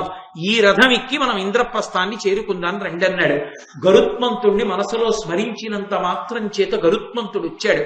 ఆ గరుత్మంతుణ్ణి రథానికి సారథిగా ఉంచి ఆ రథం మీద కూర్చుని కృష్ణార్జునులు భీమసేనుడు ఇంద్రప్రస్థపురాన్ని చేరుకున్నారు. జరాసంధ వధ జరిగిందిట అని తెలుసుకున్నటువంటి పురప్రజలందరూ స్వాగతం పలికారు. వార్త గుప్పున బయటికి వెళ్ళింది. అమ్మ బాబో, ఏమి బలవంతుడు భీమసేనుడు అనుకున్నాడు. జరాసంధుణ్ణి చంపేసిన కారణం చేత రాజసూయ మహాయాగం చెయ్యడానికి ఉన్నటువంటి ప్రతిబంధకములన్నీ తొలగిపోయాయి. ఇప్పుడిక 4 దిక్కులకు 4 తమ్ముళ్ళని దిగ్విజయ యాత్రకి ధర్మరాజు గారు పంపించడానికి కావలసినటువంటి మార్గం సుగమమైంది. ఇప్పుడు మహానుభావుడైనటువంటి కృష్ణుడు ఆ రథంతో ఇంద్రప్రస్థాన్ని చేరుకుని అక్కడి నుంచి ద్వారకా నగరానికి వెళ్ళిపోయాడు. ఇందులో గమ్మత్తు ఏమిటంటే, గరుత్మంతుడు వాహనంగా ఉండి శ్రీమన్నారాయణుణ్ణి వహించడం మనం చాలా చోట్ల చూస్తాం. కానీ గరుత్మంతుడంటే విష్ణువుకు ఎంత ప్రీతి అన్నదానికి ప్రతీక మహాభారతం సభాపర్వంలో ఒకానొకప్పుడు తారకాసురుడితో జరిగిన యుద్ధంలో ఇంద్రుడధిరోహించినటువంటి రథం కాలక్రమంలో బృహద్రథునికి వస్తే ఆ బృహద్రథుని రథాన్ని జరాసంధ మరణం తర్వాత స్వీకరించినటువంటి కృష్ణ పరమాత్మ భీమార్జునులతో కలిసి రథాన్ని అధిరోహించేటప్పుడు గరుత్మంతుని స్మరించి ఆయనని సారథిగా పెట్టుకుని వెళ్ళాడు. అప్పటి వరకు ఆయన మీద వెడతాడు. ఎంత ప్రీతి అంటే గరుత్మంతుడంటే, గరుత్మంతుడు సారథిగా రథాన్ని తోలాడు జరాసంధ వధ తర్వాత. ఆ రథం మీద సంతోషంగా అందరూ ఇంద్రప్రస్థానికి చేరుకున్నారు. జరాసంధ వధ పూర్తయింది. మహాభారతంలో జరాసంధ వధకి విశేషమైనటువంటి ప్రాముఖ్యత ఉంది. ఎందుచేత అంటే దుర్మార్గులైన వాళ్ళందరూ కురుక్షేత్ర సంగ్రామానికి ముందు జరాసంధుడి పక్షానికే చేరారు. ఒక్కొక్కరుగా. ఈ జరాసంధుడు ఒకానొకప్పుడు ద్రౌపదీదేవిని పరిణయం చేసుకోవడానికి మత్స్యయంత్రం కొట్టడానికి వెళ్ళాడు. వెళ్ళి ఆవిడ అదృష్టం బాగుంది, నల్లపూసంత దూరంలో బాణం తప్పిపోయి ద్రౌపదీదేవిని విడిచిపెట్టుకుని వచ్చాడు. వచ్చి చిట్ట చివరికి అధర్మాన్ని ఆశ్రయించిన కారణం చేత అతను నమ్ముకున్నటువంటి హంస డిభకులు జరాసంధుడు ముగ్గురు నిహతులయ్యారు. ఇక మిగిలిపోయిన వాడు శిశుపాలుడు. అక్కడ ఆయన రాజసూయ మహాయాగంలో కృష్ణ పరమాత్మ చేతిలో నిహతుడైపోయాడు. మహానుభావుడైనటువంటి కృష్ణ పరమాత్మ సభాపర్వంలో మయసభ అన్న ఒక్కదాన్ని అడ్డుపెట్టి ఏమి దాని గురించిన ఆలోచన లేకుండా కూర్చున్నటువంటి ధర్మజ కృష్ణులతో ఉన్నటువంటి అర్జునుడి దగ్గరికి వచ్చినటువంటి మయుడు, నువ్వు చేసిన ఉపకారానికి ప్రత్యుపకారంగా నీకు నేను ఏదో ఒక మహోపకారం చెయ్యాలని కోరుకుంటే ఇతని యొక్క సమర్థతకి తగినటువంటి గొప్ప సభని నిర్మించి ఇవ్వమని కృష్ణుడికి అర్జునుడు సంకేతిస్తే కృష్ణ పరమాత్మ బాగా ఆలోచించి ధర్మాన్ని నిలబెట్టడానికి జరగవలసినటువంటి యుద్ధానికి బీజం ఎక్కడ పడుతుందో అటువంటి మయసభని నిర్మించి తెచ్చి అక్కడ పెట్టమని అడిగితే ఆ మయసభా నిర్మాణం జరిగితే మయసభని చూడడానికి నారదుడు వస్తే ఆ వచ్చినటువంటి నారదుడు అన్ని సభల గురించి చెప్పి మయసభ చాలా గొప్పదని చెప్పి మీ నాన్న యమసభలో ఉన్నాడు, ఇంద్రసభకు పంపడానికి రాజసూయం చెయ్యమంటే రాజసూయం చెయ్యడానికి కృష్ణ పరమాత్మని పిలిచి అనుజ్ఞను అడిగితే రాజసూయం చెయ్యడానికి జరాసంధుణ్ణి ముందు దంపితే తప్ప రాజసూయం చెయ్యడానికి వీల్లేదని భీమార్జునుల్ని తీసుకెళ్లి జరాసంధుణ్ణి చంపి వీళ్ళందరూ తిరిగి ఇంటికి వచ్చారు. ఇంతకీ కథంతా కొనసాగడానికి కారణమేది మయసభ, అందుకని సభాపతి. కాబట్టి ఇవాళ జరాసంధ మరణంతో ధర్మ సంస్థాపన యందు శ్రీకృష్ణ భగవానుడు చాలా సంతోషకరమైనటువంటి స్థితిని చేరి ఉన్నాడు. పాండవులు మంచి విజయాన్ని పొంది ఉన్నారన్న మంగళప్రదమైనటువంటి ఘట్టం దగ్గర ఉపన్యాసాన్ని పూర్తి చేసి పాండవుల దిగ్విజయ యాత్ర, రాజసూయ మహాయాగం ఎలా జరిగింది, దాని అద్భుతమేమి, దాని విశేషాలేమి అన్న దాని గురించి రేపు సాయంకాలం 6:30 కృష్ణ పరమాత్మ పలికించినంత మేర పలకడానికి ప్రయత్నిస్తాను.